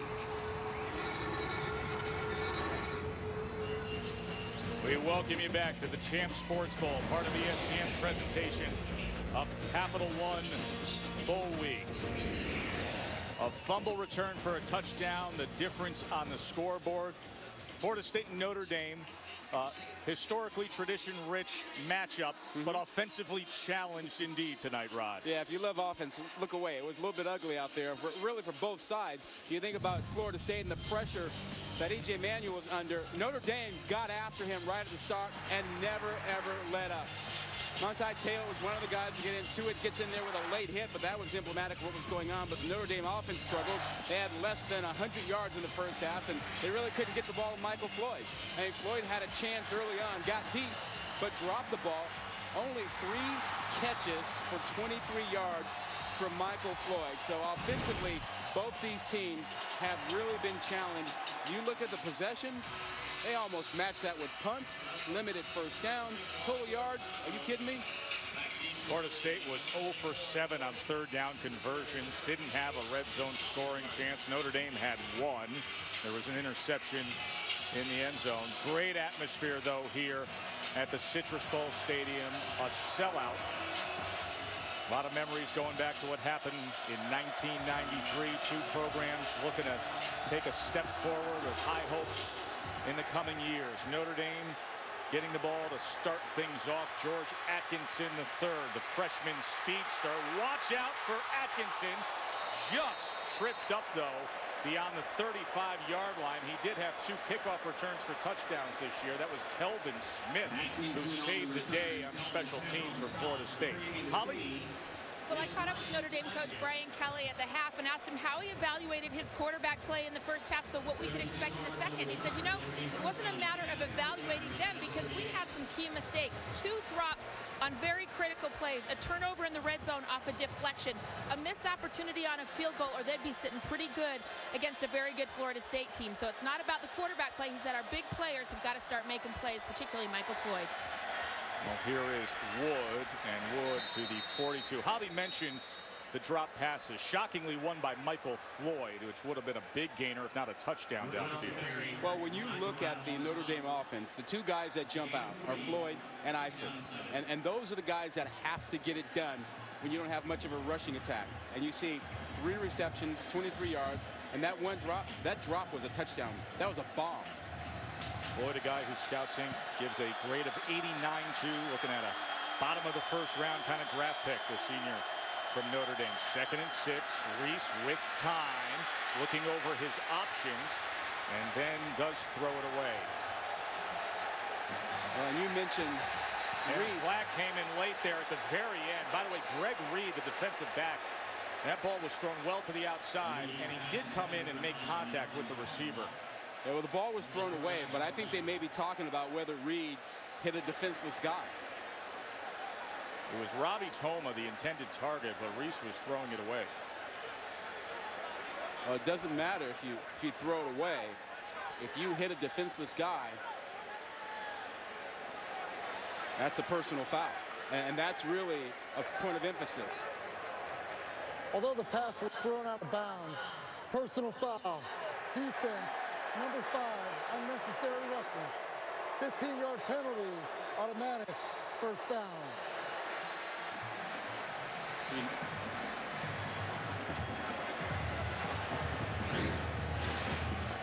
Well, it's right here. I mean, that's what you need to see. Ball thrown away, and there you see big hit on Toma up high.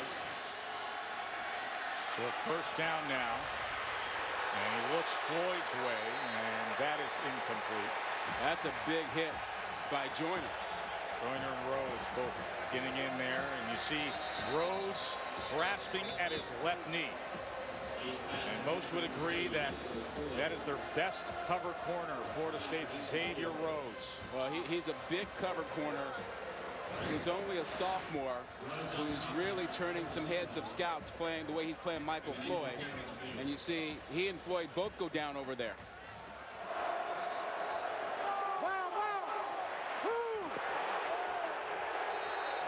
And that's Joyner coming over with the big hit. is one of the key matchups that both teams have been focused in on in preparation for this game. The 6'2", 211-pound cornerback against the big 6'3", 224 wide receiver. There are not a lot of big corners. That's right. When you're 6'2", 200+ pounds, and you can cover, you're going to go up the draft board really, really high when you're eligible. He's only a sophomore, but there are a lot of folks paying attention to the fact that he can run with a Michael Floyd and be physical with him. You see him being helped up to his feet. Now, Mike Harris and Greg Reed are two other very good corners that Florida State has. Defense, obviously, the strength of the team. But Rhodes critical with this matchup tonight against Floyd. There's Mike Harris, the JUCO transfer, came in last year. Well, the other point is that they've been able to use Rhodes, and they haven't had to use the smaller corners on Floyd. That changes when you have Rhodes out of the game. Greg Reed goes 5'8". 2nd and 10. They are able to get it to Wood, and he is chopped down about 2 yards short of the line to make. Taken down just inside the 37. Michael Floyd comes back out on the field here for this 3rd down. And where's the rushing attack? 26 yards in the first half by Notre Dame. And this is no man's territory. You can actually think in terms of 2 plays down here if you're Brian Kelly. There's Harris up against Floyd now with Xavier Rhodes out.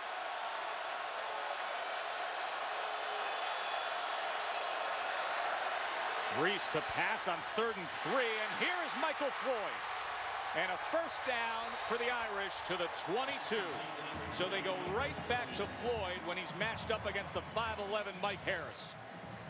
Mike Harris on the stop for the Seminoles. And now Andrew Hendricks comes into the game. Well, look, there's nobody back here. They come with pressure. They leave it open. They run the crossing route because there's nothing in the middle. They know that everyone is chasing in man coverage, and it's best to run crossing routes when you have that. So Hendricks comes in, and he sprints to the near side, tucks and runs, and does well with a 9-yard gain. Good block by Tyler Eifert, his tight end. Well, that gives Notre Dame some form of a rushing attack. But Eifert does a nice job of blocking out there, you know, and that's one of the knocks on Eifert, is that he's a receiving tight end, but not a good blocker. That's why he's considered only a 3rd or 4th round pick. 2nd and 1. Hendricks again, and a 1st down for the Irish. Hendricks, a good runner. Redshirt freshman from Cincinnati. Had a 78-yard run in his Irish debut against Air Force. That was back on October 8th. Remember, Tess, we talk about it all season long. You have to get touchdowns in the red zone. You want to be somewhere around 80%. Notre Dame coming into this ball game 68%, and they turned it over in the red zone their first time they got down there tonight.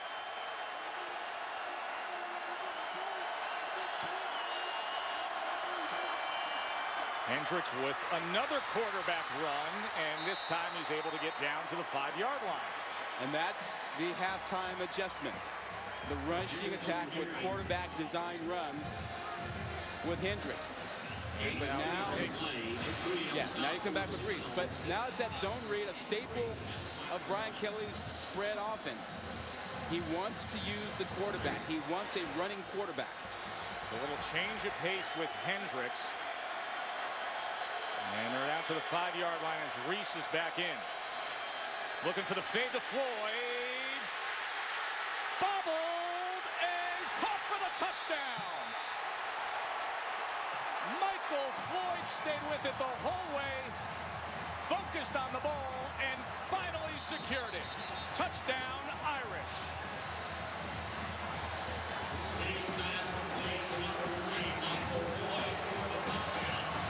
Now you notice we've got a 5'8" corner against 6'3" Floyd. Who's going to win that battle? He goes up and attacks the ball and takes it away from Reed. Rhodes is out of the ball game. Rhodes is the big corner who was able to play Floyd. Reed can't compete with that. Floyd just takes it away from him. Well, I don't like the way that Greg Reed hit the back of his head when he came down at the end of that play, Rod. He was flipped over. Watch the back of his neck and his head going all the way up and crashing to the ground. Well, he tried to get up there with Floyd, and Floyd's strength in taking the ball away from him turned Reed. Look how strong Floyd is. As he pulls the ball, he turns Reed, and Reed falls on the back of his neck and head. That was scary right there. And Tommy Rees comes in at the end of that drive after Hendricks got them that prime field position. Well, give Rees some credit for recognizing the mismatch right off the bat and then getting a little bit of support from Hendricks from the sideline. That's good to see.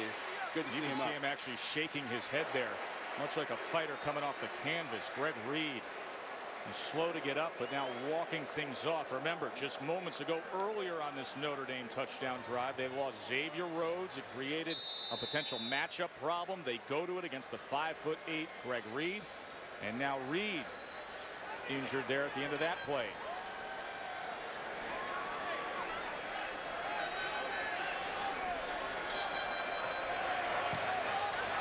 So the Irish take a 14-0 lead. Great concentration by the senior Michael Floyd. 100th catch of his season, and it's a beauty.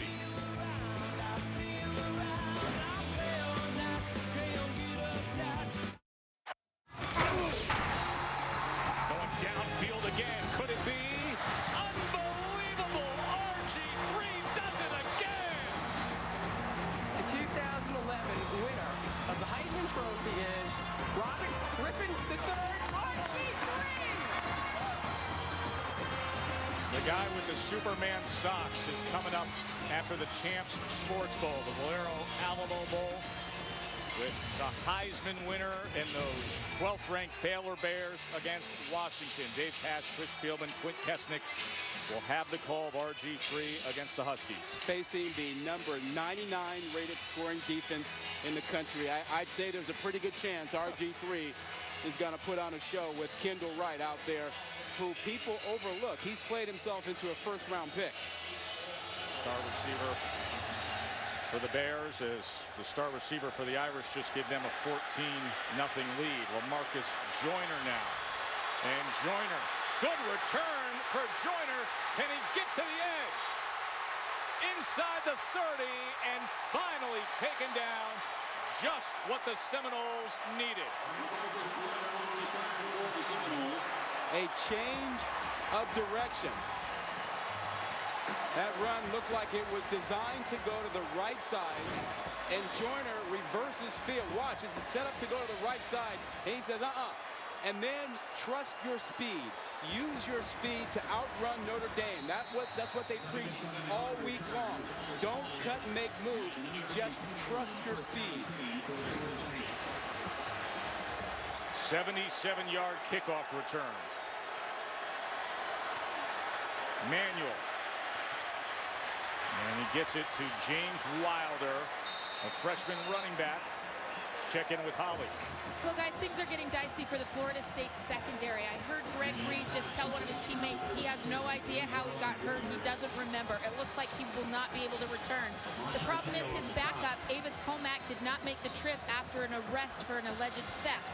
So, guys, they are thin at cornerback. Xavier Rhodes is also out for the game with a sprained knee. So the possibilities are to move the strong safety Terrence Park over. We might see a freshman, Nick Wasom. But now it's the offense looking for something. Wilder on the carry. It'll be 3rd and short, but the struggles on defense. Reed and Xavier Rhodes injured. There's Xavier Rhodes. You see them putting the ice pack on the left knee. He was matched up with Michael Floyd. Yeah. Floyd scored the touchdown going up against the 5'8" Greg Reed, who now was knocked out. Yeah, well, he was winning against Michael Floyd. He was winning that matchup in the first half. So now Florida State defensively a real issue, but right now they got a big 3rd down in the red zone, a chance to get points and get back in the ball game. 3rd and 3 for E.J. Manuel. Kickoff return set them up, but can they take advantage? Pressure again. And he is wrapped up again. Aaron Lynch, the Florida native, the long, lean freshman who has such a bright future, draped all over E.J. Manuel that time. And he's part of that defensive line that has a chance to be pretty special. You'll see pressure coming just about inside and out there. They do a nice job of being relentless. Lynch, athletic, doesn't give Manuel a chance to throw the ball away. Dustin Hopkins has an explosive leg.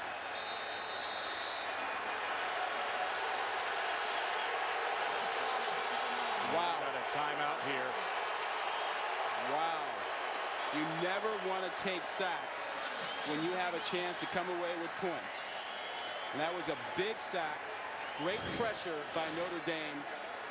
Lynch inside, but he wasn't the only one. Louis Nitz was bringing pressure as well. Florida State had to use a timeout, Rod, moments ago as Lynch celebrates as they were setting up for that field goal. I think the personnel issue. Aaron Lynch, who verbally committed to Notre Dame a year ago. He's one of the top recruits in the country. Decommitted, verbal to Florida State, and then signed with Notre Dame. There, he comes from Florida. Yeah. There's a fine-looking prospect. Yep. And it pays off for the Irish. This from 47, Dustin Hopkins. And the flag comes in.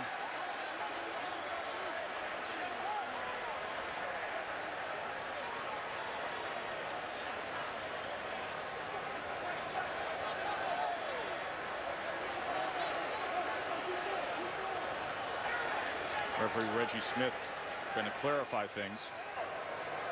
Delay game, defense, using tactics designed to cause a false start. That's a 5-yard penalty. Still 4th down. You know what I like about Reggie Smith from the Big 12 crew we have here tonight? He explains the calls very well. And that was a great explanation.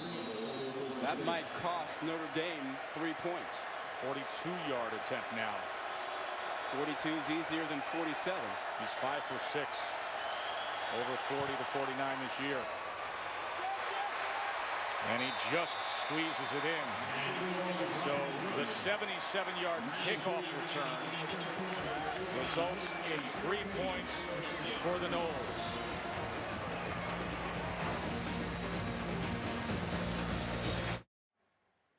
ESPN College Football, the Champs Sports Bowl, is brought to you by the Capital One Venture Card. What's in your wallet? The GMC Sierra. Now during the GMC holiday event, trade up to the best Sierra ever and get some of the best offers of the year. And Taco Bell. Think outside the box. Aerial coverage provided by Goodyear. Everything Goodyear has learned making tires that go the distance inspires what they roll into yours. Goodyear, more driven. Glad you're with us here on a beautiful night in Orlando for the Champs Sports Bowl. Joe Tessitore alongside Rod Gilmore and Holly Rowe. It's been a tough night for the Florida State offense. Notre Dame leading 14-3. Florida State just got on the board with a field goal. But we'll see what they do defensively here as they had their 2 top cornerbacks injured on that last drive. Well, Notre Dame a chance to get George Atkinson III the ball again on this kick return, and he's got real track speed. Sure does. Almost broke the last time he touched it. This time he's wrapped up just short of the 20. H&R block, never settle play. You want to talk about not settling? Oh, Michael Floyd dropped this potential touchdown pass. Didn't settle for that. He comes right back and takes us away from Greg Reed to get Notre Dame its only offensive touchdown of the ball game. Brian Kelly said he's the reason why he get into coaching what he's done the past year. He wasn't doing it the right way. He changed his life. And you see what he's done with the 100 receptions in a single season. Robbie Toma on the receiver screen, and Toma dives out to the 29-yard line. Michael Floyd, getting back to what we were just discussing, arrested for DUI last March, his third alcohol-related offense. Brian Kelly suspended him indefinitely from the team, so he needed to meet requirements in order to rejoin the team, and he did. He met those requirements, changed his life. Well, yeah, he changed who he hung out with, and he moved into the dorm. Theo Riddick. Oh, and he is tackled for a loss that time by Nigel Bretton. Holly?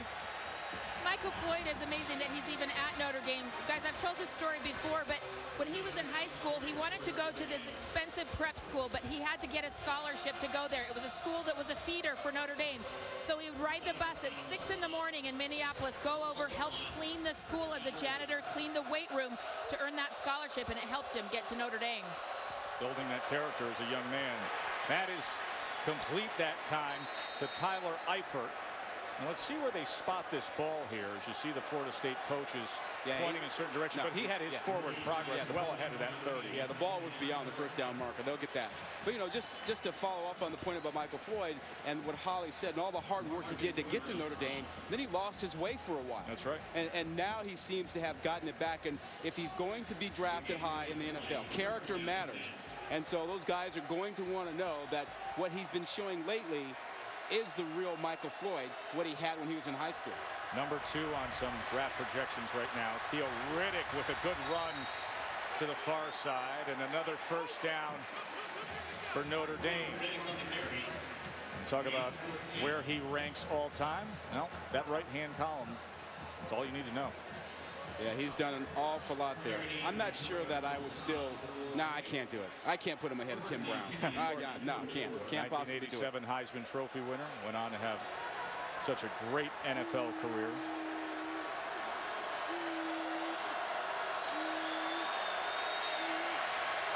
Tommy Reese, inside handoff, and once again a good hard run by Theo Riddick.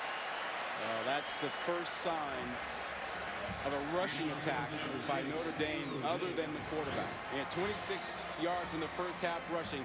Good blocking up front in the middle of there. How about Mike Golick Jr. at the center spot, doing a little double team and then coming off and getting the linebacker. Nice blocking. His dad will be proud. Number 57, Golick Jr., who came in midseason to replace the injured starter, Braxton Cave, who's out for the year. Golick Jr.'s done a good job. Helping pave the way for this running game here on this drive. Sierra Wood now joins Reese in the backfield, and he gets the call. And another first down as Wood crosses the 40 down to the 39 of Florida State. There's Dad.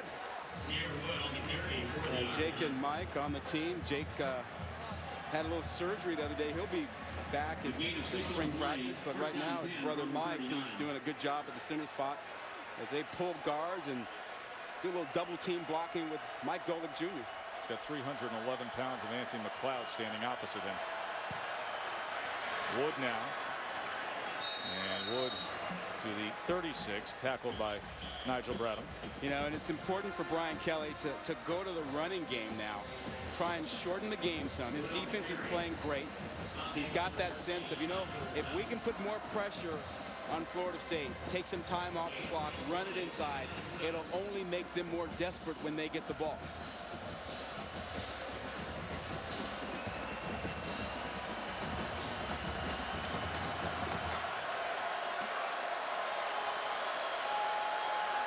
They run on 2nd and 7, stacked up right away, and then eventually sent back as Vince Williams tore him down. Anthony McLeod was the first to get there, clogging up that middle. That defense is really good. They're really good against the run. Number 2 in the country coming in. Surprisingly, they did not place anyone on the first team All-ACC team, even though they led the conference in defense. Look at the way they clog things up in the middle. Good attacking by Vince Williams at the linebacking spot. By the way, the safety Lamarcus Joyner is now matched up with Michael Floyd because of the injuries to Greg Reed and Xavier Rhodes. So watch for that matchup. Floyd to the top side of your screen on 3rd and 7. Pressure comes and they get to him. Brandon Jenkins, the pass rushing terror, able to find Tommy Reese, and that was a big stand for the Florida State defense. They needed a stop there. Yeah, Jenkins gets a lot of attention. Normally they slide protection towards him, move the offensive line to make him ineffective. They had a twist on that, allowed him to get away from the outside and come inside, and watch him show up right there. He's too quick for most linemen, particularly if he has a little bit of space. So Ben Turk comes on the punt. Rashad Green putting those heels on the 10-yard line.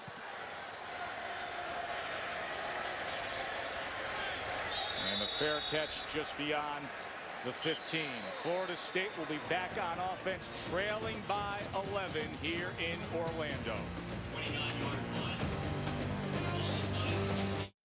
Champ Sports understands the importance of a college education. The last 5 years, we've given away over $250,000 in cash through our annual Cash for College initiative. This year, students submitted a short essay telling us about their game on the field, in the classroom, and in the community. We awarded 13 winners with Cash for College. Champ Sports is pleased to announce the $10,000 grand prize winner is Josh Cole from Roseburg, Oregon. Josh's essay was selected from almost 1,000 entries and really exemplifies what it means to have game. Congratulations, Josh, and thanks to everyone who entered this year's contest. Folks at Champ Sports should be thrilled. 68,305, a complete sellout here. Wow. At the Citrus Bowl Stadium. You know, this bowl's really grown, one of the top tier bowls in terms of payouts, $4.45 million. Well, the whole week's great. It's a fantastic bowl, fantastic place to be.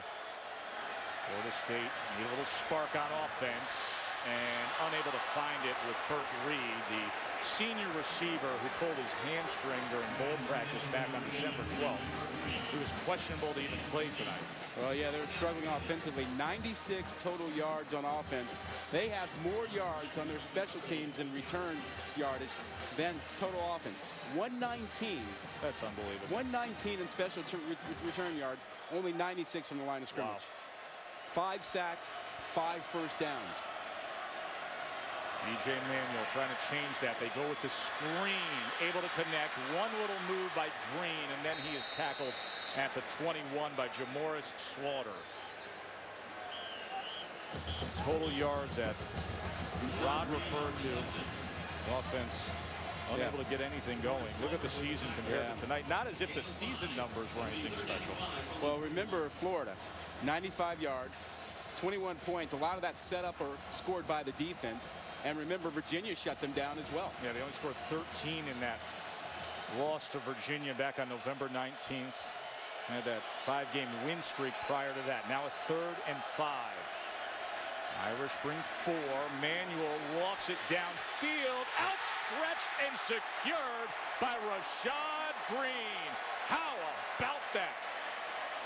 That's a freshman stepping up to make so far the biggest offensive play for Florida State. Look at him lay out. He beat Gary Gray off the line of scrimmage in the man coverage. Notre Dame doesn't normally play man, but they got it that time. And Green was able to get behind him.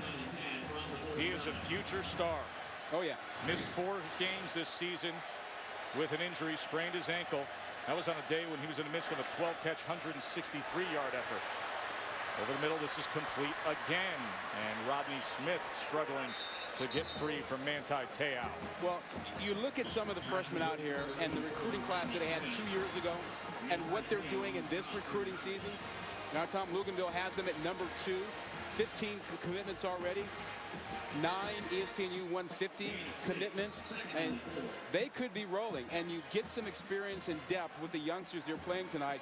You can see how they would be rated from top 15, top 10 going into next season. Mario Edwards, the #1 defensive end in the country, right now verbally committed to Florida State. 2nd and 5, and he had to go down low for it, did Rodney Smith. So he's going to be marked, it looks like, just maybe a foot short of that first down line. See where they mark it. And much better protection as Smith came up with that. The young offensive line, particularly the guards, the freshmen in their first start, did a much better job creating this 3rd and short. Go to the ground, and that is Devontae Freeman with the first down for Florida State. Boy, oh boy, could they use 7 here, Roger. Oh, yeah. Get things going in the right direction for this offense that has struggled all night long. Well, Jimbo Fisher told Holly Rowe at halftime, hey, my young offensive line is growing up. They're doing a little better. Well, we've seen it on this drive. They've protected Manuel, but then Notre Dame has not brought the blitz. You know, Bob Diaco is going to dial it up sooner or later here. They only bring 3 this time. Manuel once again complete. Devontae Freeman, his running back, just taking what they give him there at the 29-yard line. Well, that's got to end. If you're Notre Dame, you're thinking, okay, we got to bring more than 3. We've been beating up the quarterback all night long. Where's the pressure? Bring the pressure.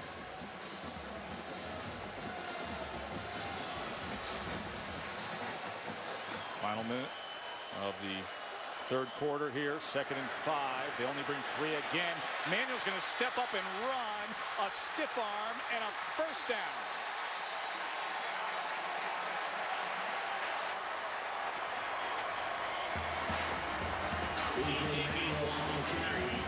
Confidence. This group is gaining confidence. Watch the play. Watch the stiff arm. Right there. Get off me. When you're 6'5" and 240, you can take Calabrese and say, you're not tackling me today, pal.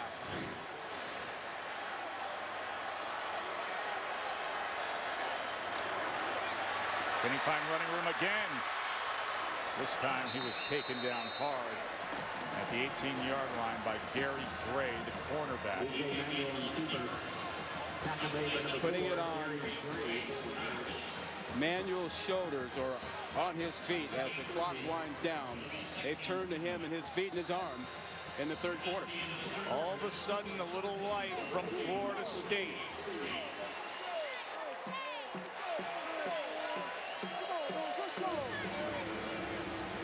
The Noles on the move. Beautiful scene from nearby Walt Disney World and the Magic Kingdom. 14-3 Irish.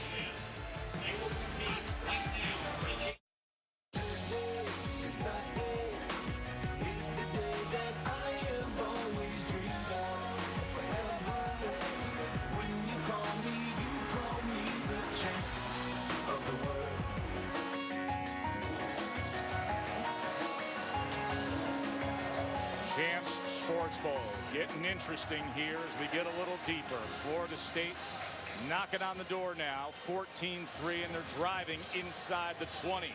This game is also being seen in spectacular ESPN 3D presented by Sony. ECS Championship game will also be on ESPN 3D. You can find out how to get it. Go to ESPN.com/3D. We're also going to have Capital One Bowl game in 3D here. Great experience for viewing. Start of the fourth. 2nd and 7. Manuel sees the pressure. He sees that Notre Dame is showing blitz. He's been sacked 5 times tonight. They pick up the pressure. He launches to the end zone. And that is caught for a touchdown. Burt Reed.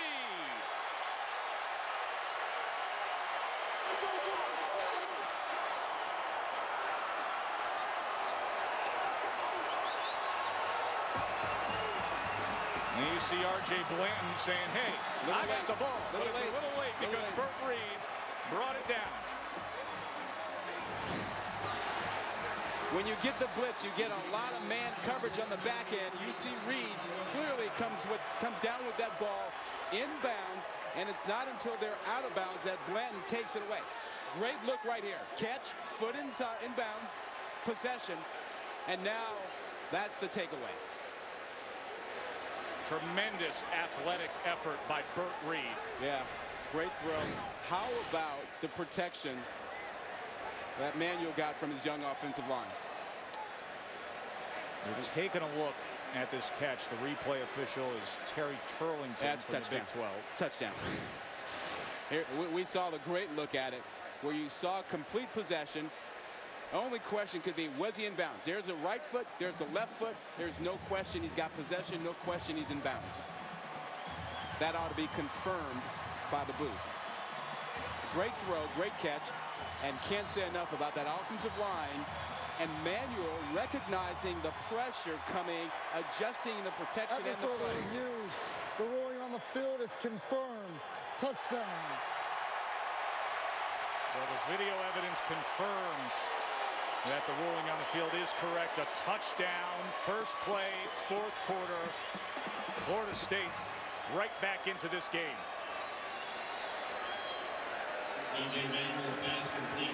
He's keeping the offense on the field. Looks like he's going for two here.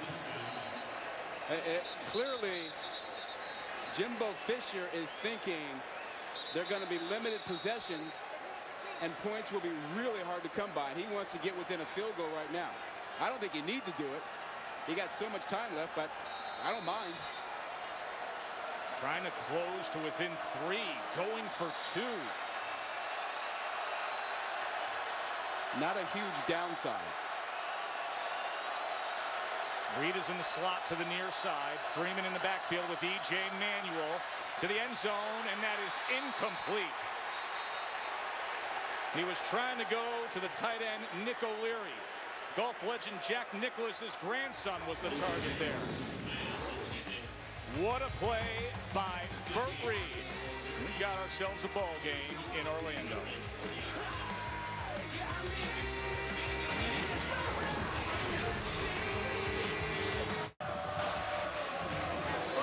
E.J. Manuel, well earned to close this game to 5. He had 81 of Florida State's 84 yards on their scoring drive, connecting with Burt Reed at the end. Capital One Bowl Week continues Saturday, starts noon Eastern on ESPN with Texas A&M and Northwestern in the Meineke Car Care Bowl of Texas. And then the Chick-fil-A, always a good one this year. It is Virginia, the upstarts of the ACC against last year's BCS national title winning Auburn Tigers. That is 7:30 on ESPN. Chick-fil-A Bowl. Our Holly Rowe will be there in Atlanta. Not before we're done here. Call that game with Brad Nessler and Todd Blackledge, but plenty of work to be done here in Orlando. This place has come alive, a sellout of over 68,000. George Atkinson III, the freshman, and he is taken down by a hard-charging special teams unit just past the 15-yard line.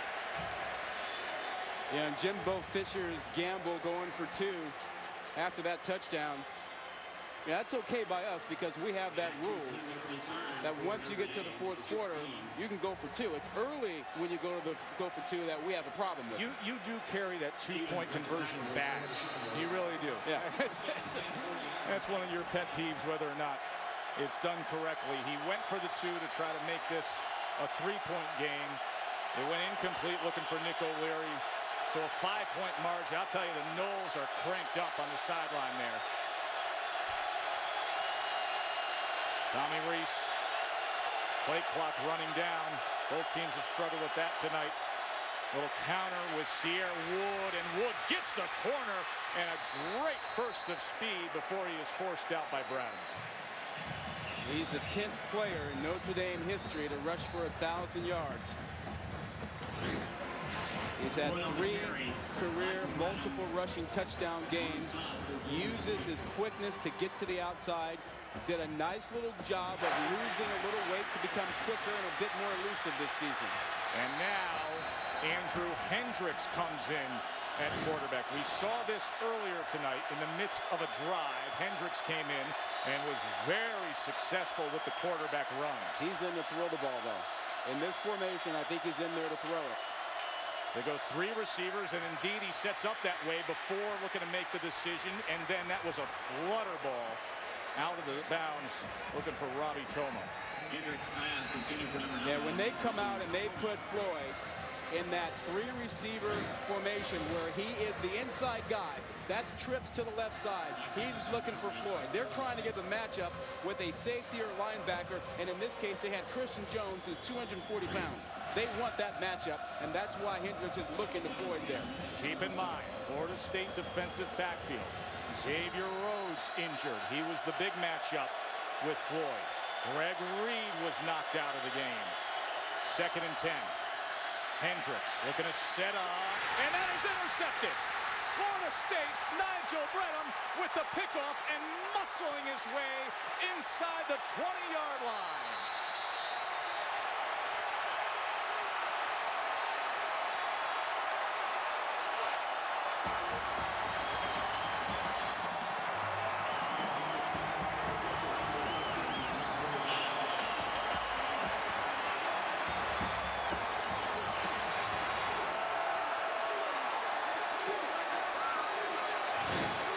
Here's Bradham right here. He's going to move on out right into the throwing lane. Hendricks never sees him.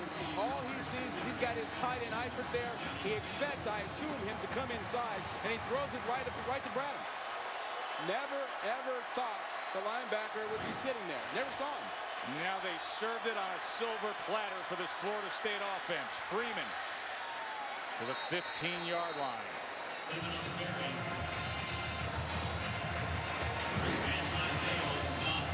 Disappointment, the redshirt freshman Andrew Hendricks. Remember, he came in against Stanford, played fairly well, impressed some. Then he thought perhaps Reese wouldn't get the start, but got the support of Kelly early on. Hendricks says platoon tonight, but will this cost them here? 2nd and 7. Freeman remains the back with Manuel. Plenty of time to the end zone. Caught for the score. Wow, what a catch. Rashad Green, and the Noles have come all the way back.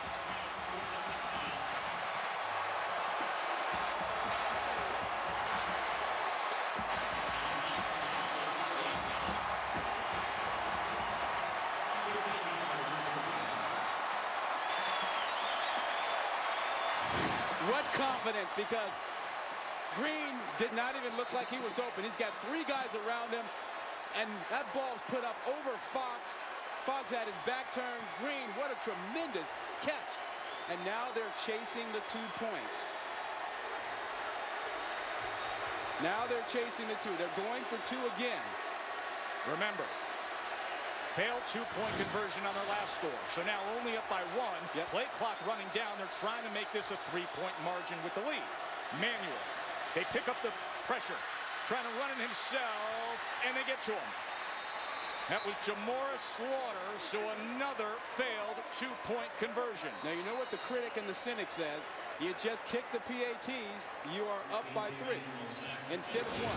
But how about the Green catch? The back of the end zone, a tough throw. He comes up with it, and now Florida State back on top, all the way back in this ball game.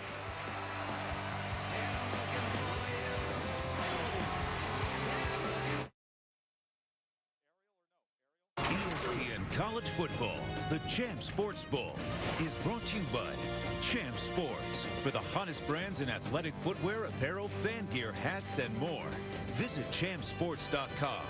Jaguar. See the new model year lineup at jaguarusa.com. And Dove Men Plus Care. Sellout here in Orlando. And aerial coverage is provided by Goodyear. Everything Goodyear has learned, making tires that go the distance, inspires what they roll into yours. Goodyear, more driven. Over 68,000 watching this Florida State offense just sleepwalk for 3 quarters through this Champs Sports Bowl. But this 4th quarter has been electric with their comeback. 2 tremendous touchdown catches. First by Burt Reed, the most recent by Rashad Green. From the arm of E.J. Manuel. Couple failed 2-point conversions. And we have a 15-14 Florida State lead. Glad you're with us. Joe Tessitore, Rod Gilmore, Holly Rowe here in Orlando. Short kick fielded and bobbled, and then downed at the 20. Let's check in with Ryan Burr. All right, thanks, Joe. Checking in on Florida and Rutgers over on ESPN2. The 10th-ranked Gators in control. This one, 46-38. The freshman Beal leading the way with 12. Once again, that's over on ESPN2. Guys? All right, Ryan. As you see, special teams unit, player down, and that's Telvin Smith, who's also played well as a middle linebacker for Mark Stoops' Florida State defense.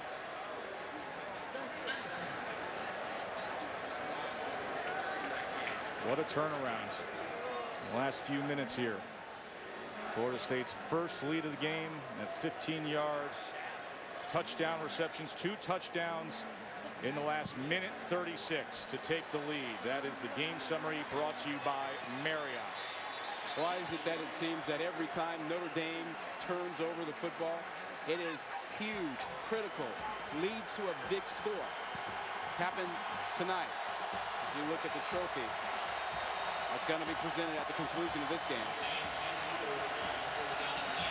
Both teams very hungry for a win tonight and momentum heading into next year with the foundation of good recruiting classes and tradition-rich programs with high expectations. Downfield and wide open is Eifert. And just like that, Notre Dame crosses midfield. They had him in a stacked position out to the left side with Floyd. He went inside, Floyd went outside, and that opened it up. Tommy Reese back in the game, on target, and this time he throws it over the head. Now he swings it to Riddick, and not much there at all, as that speedy Noles defense was able to close on it with Jenkins and Mike Harris. Just keep in mind, we talked about the corner situation for Florida State. They've lost a couple of guys, a couple of key guys in Reed and Rhodes. And Notre Dame should be taking advantage of those backups that are in there now. 2nd and 10, empty backfield for Reese. Pressure, and they smother him. Cornelius Carradine. They just roll pass rusher after pass rusher after you. Warner, Jenkins, Dawkins, Carradine. It's quickness, athleticism. Carradine comes in from the right side, unblocked. 4 sacks tonight for the Florida State front.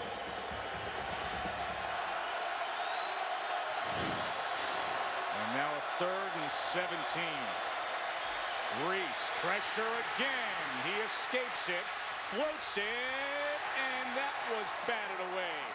Nigel Bradham, who had the interception moments ago, defends that pass. The pressure initially came from Jenkins.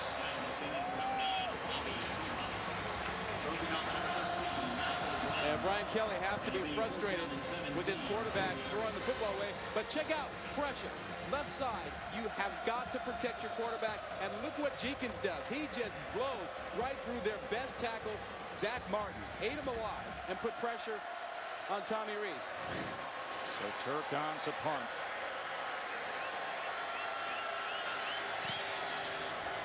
Rashad Green, who had that spectacular touchdown catch, the fair catch this time, at about the 17-yard line. Brian Kelly talked to us yesterday. Rod, he spent about an hour with us. He said, listen, patience is the one thing I've been working on. Tough to be patient in critical times like this. Yeah, his frustration with his quarterback play has been mounting all season. It's going to be the #1 off-season issue for Notre Dame. Spring ball into the summer. They're going to be talking about Reese. You'll be talking about Hendricks. You'll be talking about Everett Golson, who's redshirting this season. That's on the to-do list. Settle the quarterback situation, whoever it may be. Remember, Florida State with 4 freshmen on their offensive line, but they've gotten through recently with the passing game. Freeman, now they go to the run. So can they now handle a 1-point lead here in the 4th quarter and bring down that clock a bit and advance the ball on the ground? They only had 12 rushing yards before this drive. Well, you know, they've moved the football by running Manuel and also by throwing the ball. And Manuel looks like he's limping a little bit now. But using the ground attack with the running backs has not been effective for Florida State tonight. 8 of 9 here in the second half. There's been more action in the last 5 minutes of this game than in the previous 3 quarters. 2nd and 10 now. Notre Dame brings 4. He goes underneath, and Smith gets free for a first down. Florida State's leading receiver, the 6'6" Rodney Smith. They're creating space for their athletes, running off the defense and coming back underneath with other receivers like Smith, trying to give him some space to operate, and it's working. But it's working because that young offensive line that was horrible in the first half is playing much better now.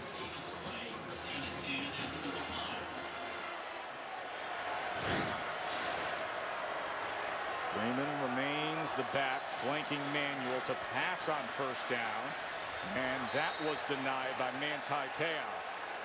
Te'o's playing really, really well, and how happy are the Notre Dame folks that he decided to come back next year instead of heading off to the NFL, where he was likely going to be a first-round pick. I loved what he said about his return, citing that he wants to make a bigger impact on the university, his teammates, and he wants those senior moments. We've seen a lot of that in college football recently. Matt Barkley making that decision at USC. Coming up, you're going to see Baylor, Robert Griffin III, the Heisman winner, has a decision to make about his future. 2nd and 10.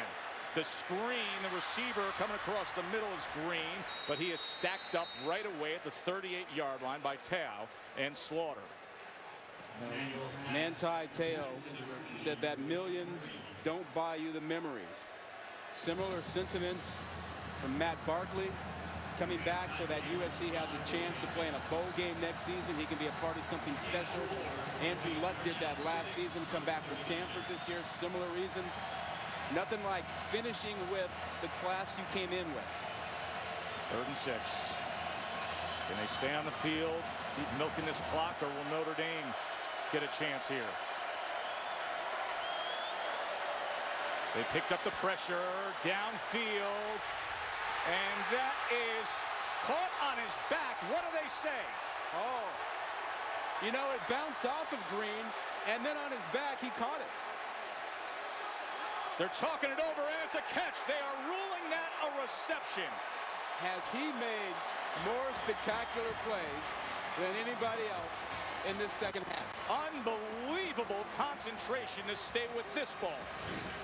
We talked about his becoming a star. Watch it. He has possession. That one loses it, comes out. He's inbounds, and now he has the ball. His left shoulder starts to skirt up against the white there. Did he possess the ball? Remember, ruling on the field is a reception. It's under further review.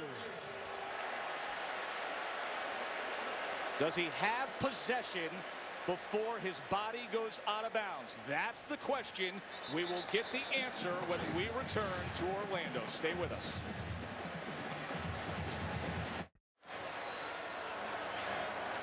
The call on the field has been confirmed. This is a catch by Rashad Green.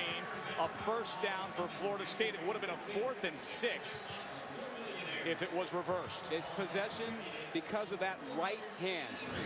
He had control of it with the right hand before the left shoulder slid out of bounds.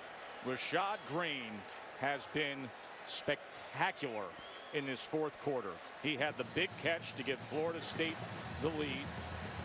In this half alone, 5 catches for 99 yards, the touchdown to put them up, and then that catch moments ago. Well, it's his athleticism, the way he's able to control his body in the air, great speed, and really, really good hands. He is on his way to becoming a big-time player at Florida State. Just a freshman. And now Florida State looking to add to that lead. Create a cushion. That ball was off the fingers of Green after lauding him so much. Yeah. Well, you know, the game plan for Florida State coming in entirely was to use their speed and throw the football. But look what they did in the first half. They couldn't do much because they couldn't protect the quarterback. They've done a better job in the second half. They've been able to use the game plan, get their receivers and their superior speed outside on the corners and safeties, and come up with some big plays. It all starts up front.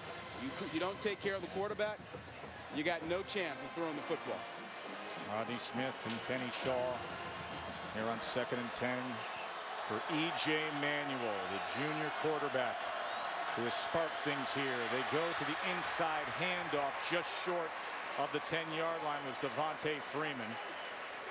And you know, the dilemma for Notre Dame is that trying to go to the blitz is a problem now because they know they can't match up on the back end against the 3-4 receivers of Florida State with their superior speed. We got an official's timeout as Jamoris Slaughter, who's been key to Notre Dame's success defensively, was banged up at the end of that play.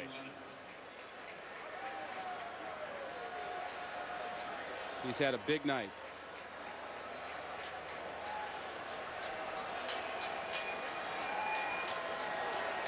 Of course, it is that time of the year, the bowl season. And on Monday, January 2nd on ESPN, the Rose Bowl game presented by Vizio, number 10 Wisconsin, number 5 Oregon. Coverage begins at 4:30 Eastern. It's also available on ESPN Radio, ESPN3, streaming live on watchespn.com. The Michael James, Monty Ball, premier running backs. I mean, you know, we all get excited about bowl season, but no game gets you like the Rose Bowl. Location, the contrast and styles. One conference from the Big Ten, one team from the Pac-12. It's wonderful. And Big Game Brent, Mr. Musburger, will have the granddaddy of them all, along with Herbie and Aaron Andrews. Here's your 3rd and 2. They've converted their last 3. To the end zone and well beyond Kenny Shaw.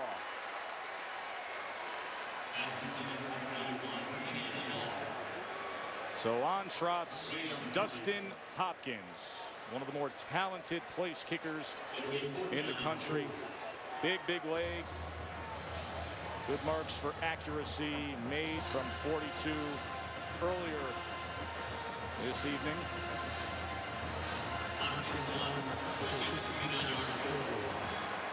This from just 29 yards out to try to push the margin to 4.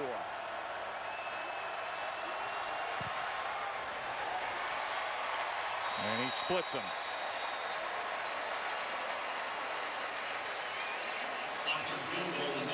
(18-14). Florida State now. 18, Notre Dame 14. Notre Dame's had some issues throwing the football. Tommy Rees tried to throw this ball away, almost got it picked, and Brian Kelly did not react very well to that. And then how about the youngster, Hendricks? He comes in, he throws one directly to the other team, and Kelly's on him too. Big turnovers from the quarterback position have bothered Notre Dame all season. You see the numbers on Rees and Hendricks. They both have thrown a big pick in this ball game. 18 unanswered points by Florida State. Tremendous efforts by the wide receivers. Look at those gold shoes by Hopkins. Puts a new coat of gold spray paint on his shoes every week. I like it. I also like the Notre Dame shoes. They've gone with the tri-colored shoes, and they also have jerseys with their names on the back that they'll give to the players after the game. That's an old tradition that goes back to Eric Harsegian back in the 70s, so that the guys can take their bowl jerseys home with them with their names on them. You won't see that during the regular season. Here's Atkinson the third, and he is torn down at the 15. Let's check in with the studio and Ryan Burr. Ryan, what do you have? All right, Joe, just a reminder, we are working our way towards the Valero Alamo Bowl. The Heisman winner, Robert Griffin III, taking on Washington. We'll do that when we are done in Orlando, but looks like we got a long way to go. You never know, Ryan. Funny things can happen. Florida State up 18-14. Baylor in back-to-back bowl games for the first time since 1992. Robert Griffin III, the Heisman winner, coming up in the Valero Alamo Bowl. But let's see what Notre Dame has to offer here in these final 8 minutes. How much confidence does Kelly have in his quarterbacks right now? Tommy Rees, they've platooned all night. Rees with time down the field. What a catch by Eifert. He's taking some shots. Terrence Brooks got to him there. Well, look at Tyler Eifert, the 6'6" tight end, go up for this. Yeah, he gets a free release, and then there's no one behind him. He picks up 22 yards on this one. We've seen this play a couple of times. We'll probably see it again until Florida State adjusts to it. They go on the ground with Sierra Wood, and Wood plows ahead to the 43-yard line, met by Mike Harris and Terrence Parks. And Rod, the matchups. You spent a lot of time earlier tonight talking about the matchups with Michael Floyd. Xavier Rhodes injured earlier. Greg Reed, the other quarterback for Florida State, knocked out of the game with an injury. Yeah, you want to create that if you can do it. They've got to move around Floyd to get that done. Florida State's backing off a little bit, not being so aggressive on Floyd. They run on 2nd and 4, and it's a first down for the Irish out to midfield. You see what Kelly likes to do. He spreads you out, and if you move your linebackers and safeties out to cover the guys that are spread out, he will run the football inside on you. Robbie Toma, a little guy who's been so successful this year, and T.J. Jones, a fine-looking athlete. No Michael Floyd out there right now.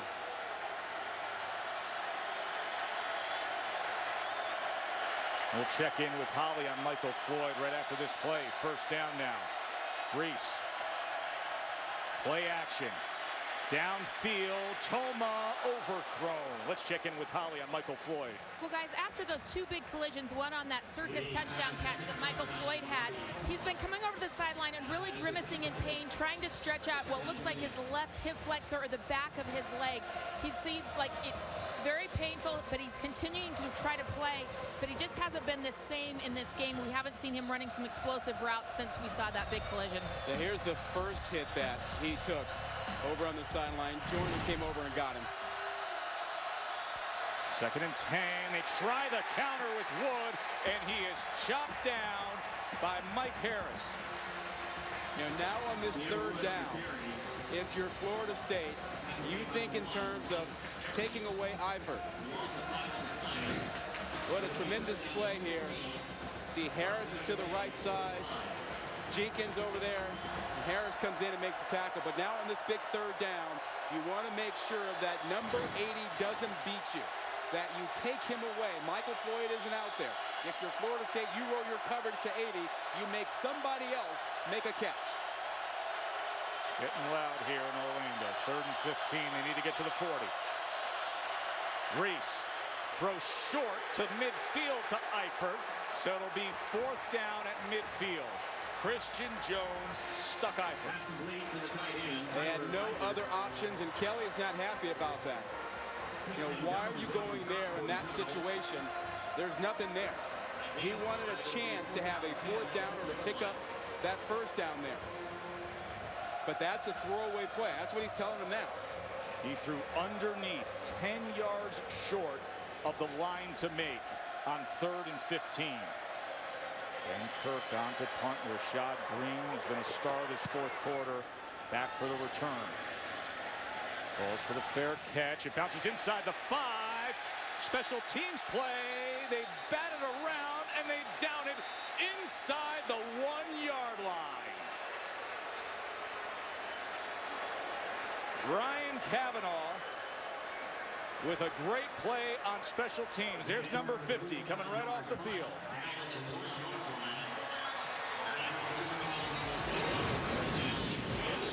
Look at this effort. Nicely done. How about Mata at the end, waiting there to come up with the ball and save this and pin Florida State.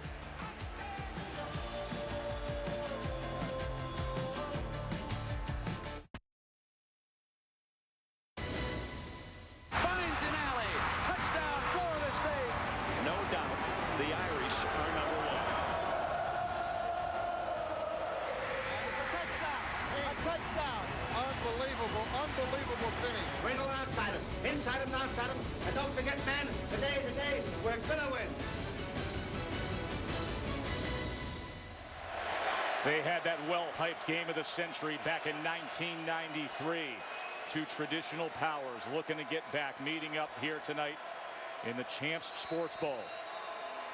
And this 4th quarter has been filled with intrigue, Florida State pinned. Freeman looking for space out to the 3-yard line. Big night here in Orlando. A sellout, over 68,000 to see Florida State and Notre Dame. Glad you're with us. Joe Tessitore, Rod Gilmore, Holly Rowe. We're going to lead you right up to RG3, the Heisman Trophy winner in the Valero Alamo Bowl with Baylor and Washington. But for now, the big story is the comeback of Florida State. 18 unanswered. Coming alive is Jimbo Fisher's squad here in the fourth quarter.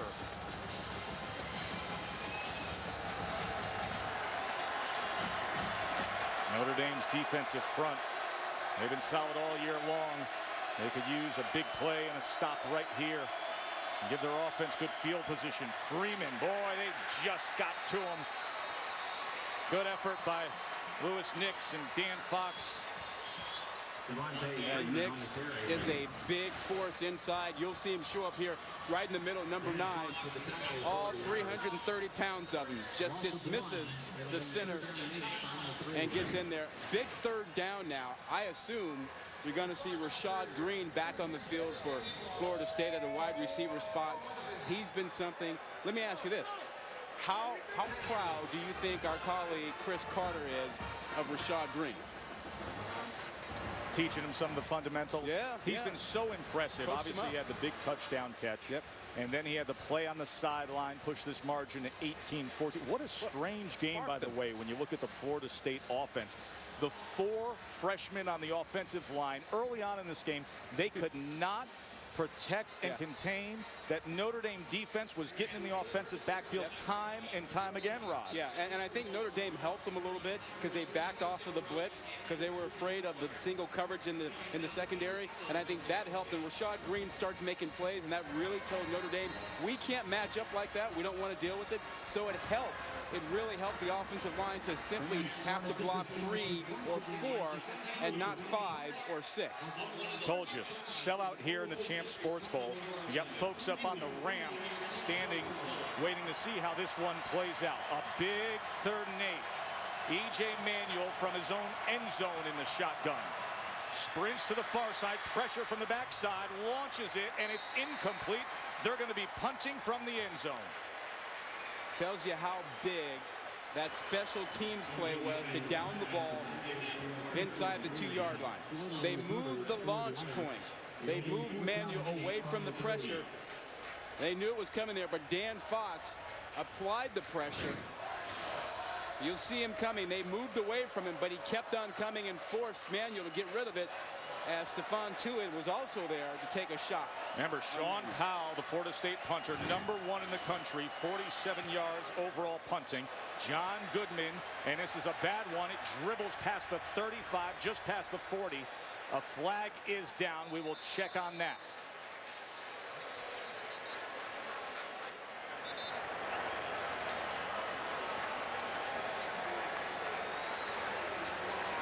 He needed the roll to make that a 40-yard punt.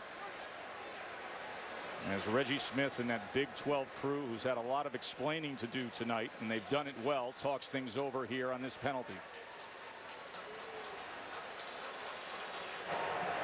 During the kick, personal foul, face mask, kicking team, number 13.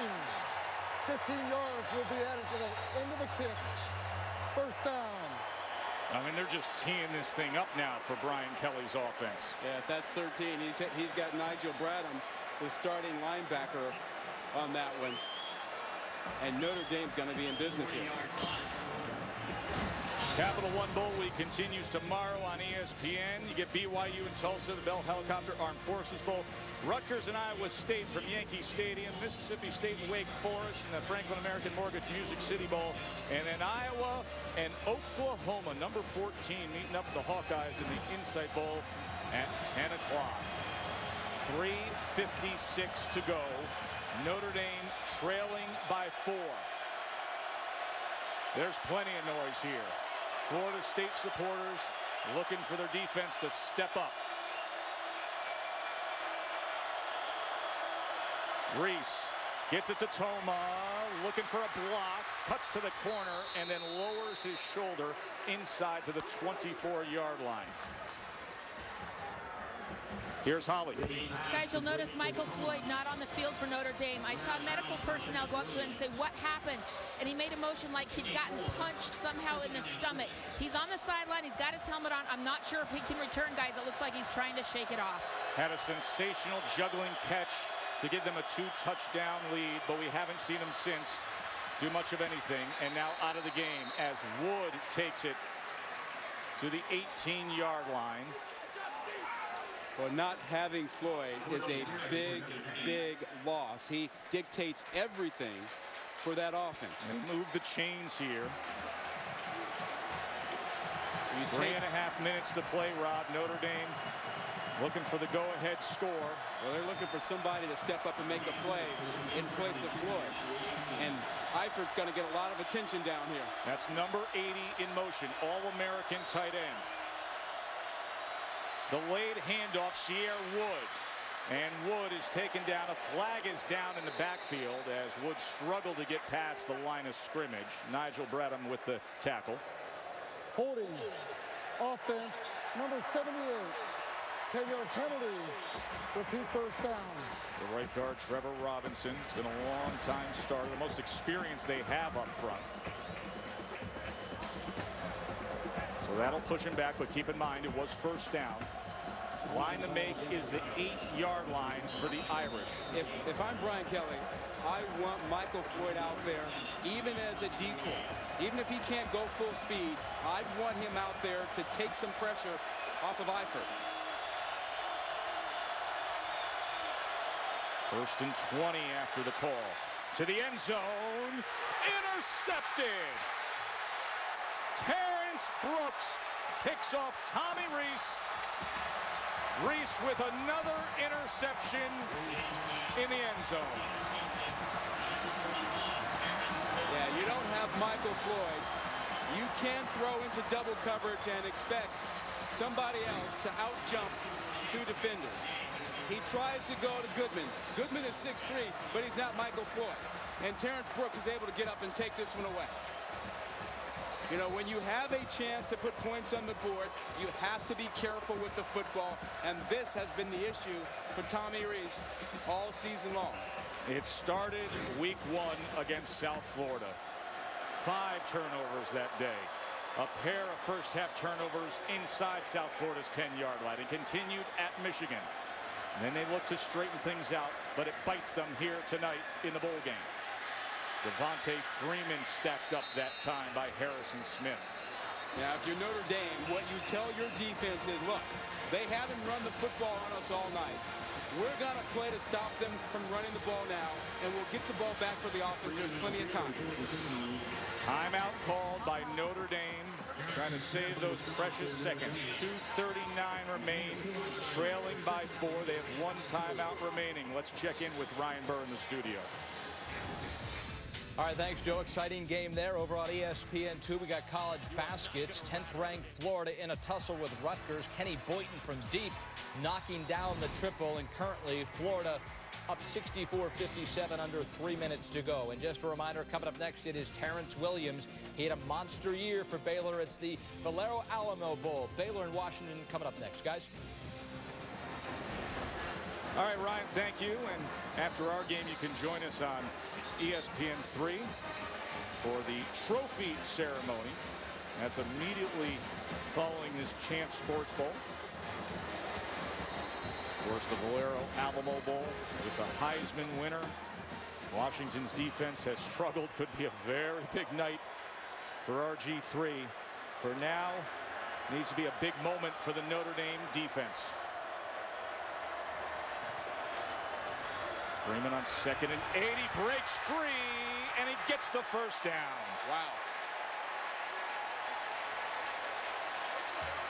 The true freshman from Miami, as Brian Kelly can only look on and hope for one last chance for his offense. Yeah, that offensive line got it done. But if you're Brian Kelly, think about Notre Dame quarterback situation.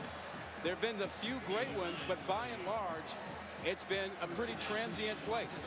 21 prospects, 9 transferred, position changes 5 times. Currently, they have 3 quarterbacks on the roster. One of them that was recruited actually changed position. Those are the recruits since '94, the year after these two teams met in the game of the last century. Here's Freeman again, this time nothing doing, stacked up at the line of scrimmage by Gary Gray and Carlo Calabrese. And a timeout, the final timeout called by Notre Dame. A couple of picks tonight. Hendricks throwing one directly to Bradham. And then there was a play where Tommy Reese not only had a poor decision throwing one away, but then came back and threw one down the middle of the field that Brooks got. Remember, Dane Chris started the season at quarterback and transferred. And Notre Dame will go into this offseason, as you see the numbers, trying to figure out, will it be Reese, Hendricks, or Golson, the kid who is redshirting this season?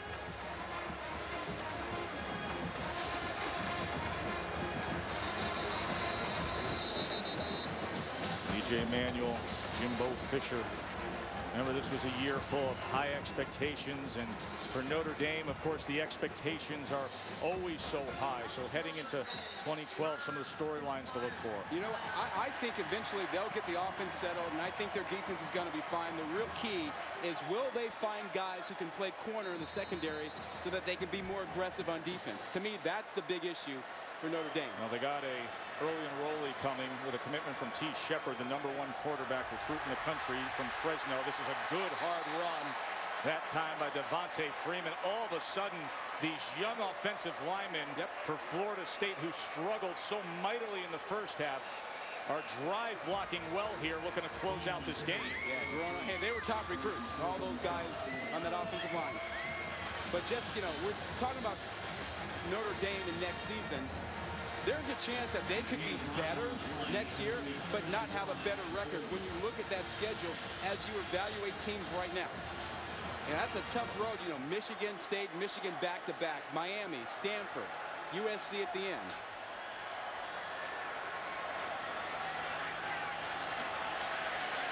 And now Devontae Freeman is trying to work here on 3rd and 1, but comes up short as the clock heads under a minute. Notre Dame without a timeout. Well, how about Florida State's ability to find a running attack to salt away the game late here as we look at their storylines for next year. This team, if they're healthy, they're sitting pretty next year. You know, people love them this year. They were preseason #6 in the country. They're going to be facing a 4th and 2 here as Notre Dame, and the clock counts down to under 35 seconds, looking for that one last chance. We were with Rick Trickett, the offensive line coach, the other night, and he told us he's never had a season like this where he had to change his offensive line so much or play this many young freshmen. So 24 seconds will remain before this 4th and 2 and the last gasp effort that Notre Dame hopes to get. Tonight's Capital One player of the game in a game that exploded on the first play of the 4th quarter. Rashad Green, the freshman receiver who had the touchdown catch that put them ahead 15-14, and then had the juggling catch on his back to help them push that lead to 18-14. A big 4th quarter, a big night for Green. Yeah, tremendous. He was just impressive. He's an outstanding receiver. Just sick when you watch him leap in the air and come down with plays like that. He's fantastic, but don't sleep on what that defense did tonight. Only 1 offensive touchdown, 3 picks, 4 sacks, and an offensive line that grew up in the second half. Theo Riddick is going to be back deep to return the punt. Remember, Michael Floyd, we haven't seen him. Got the report of the injury from Holly. Sean Powell, big leg punter. He lets it loose here and drives a good punt all the way inside the 10. Here's Riddick. A flag comes down as he was met at about the 10-yard line, leaving 13 seconds on the clock. That was Telvin Smith with the special teams tackle.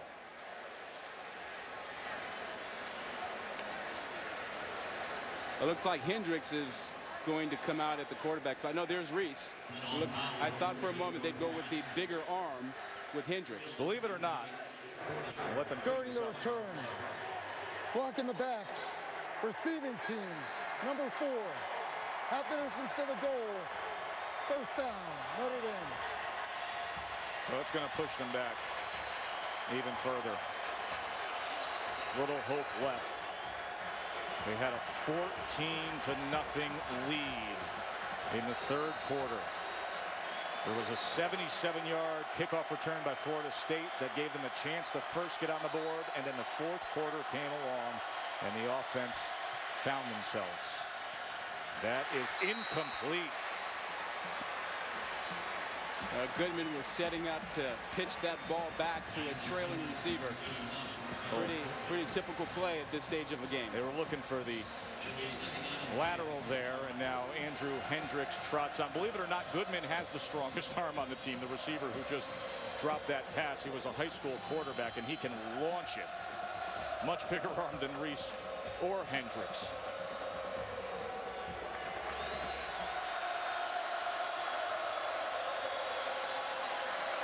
Hendricks now is going to heave it downfield, and that falls incomplete with 1 second remaining. Rod, what's your big takeaway from what you've seen this evening? I think Florida State could be setting up for something interesting next season, considering that they're playing so many freshmen growing up. They're going to have a top recruiting class next year. They had a season with a bunch of injuries. They've got a veteran quarterback next year. I think Florida State could really be something next season, and Notre Dame has a couple of issues to get resolved. Look at the energy and enthusiasm. People talk about do teams want to be in some of these bowl games. This Champs Bowl had a special feeling to it tonight. Last play, looking for a miracle. Toma laterals it, and that'll end it. The Champs Sports Bowl goes to the Seminoles with a fourth quarter rally. 18 unanswered points, and they defeat the Fighting Irish 18-14.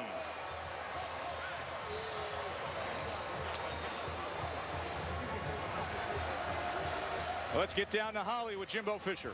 Well, Coach, how do you describe the way not only your offensive line, but Rashad Green, your freshman, everybody grew up so much in the second half? Those freshmen grew up and they played a great game and had a great leader in EJ who they kept people in. And like I said, they gave him enough time. He made plays. That freshman line, the freshman receivers, the backs, but that defense played great. Special teams, it was a great team effort. Happy as heck for our kids. We won't quit. How does it propel you for next year, Coach? Well, I think it gives us momentum. We had this momentum last year. Now we can just stay healthy in the year, and we can keep our injuries down, but we built a lot of depth. Just excited about where this program's going. Thanks, Coach. Thank you.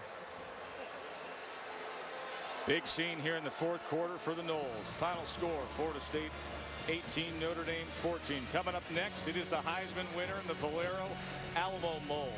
We're going to give you live coverage of the trophy ceremony if you log on to ESPN3. For Rod Gilmore, Holly Rowe, and our entire crew here in Orlando, I'm Joe Tessitore, wishing you a great night. We'll get you to San Antonio, but first, let's check in with the studio.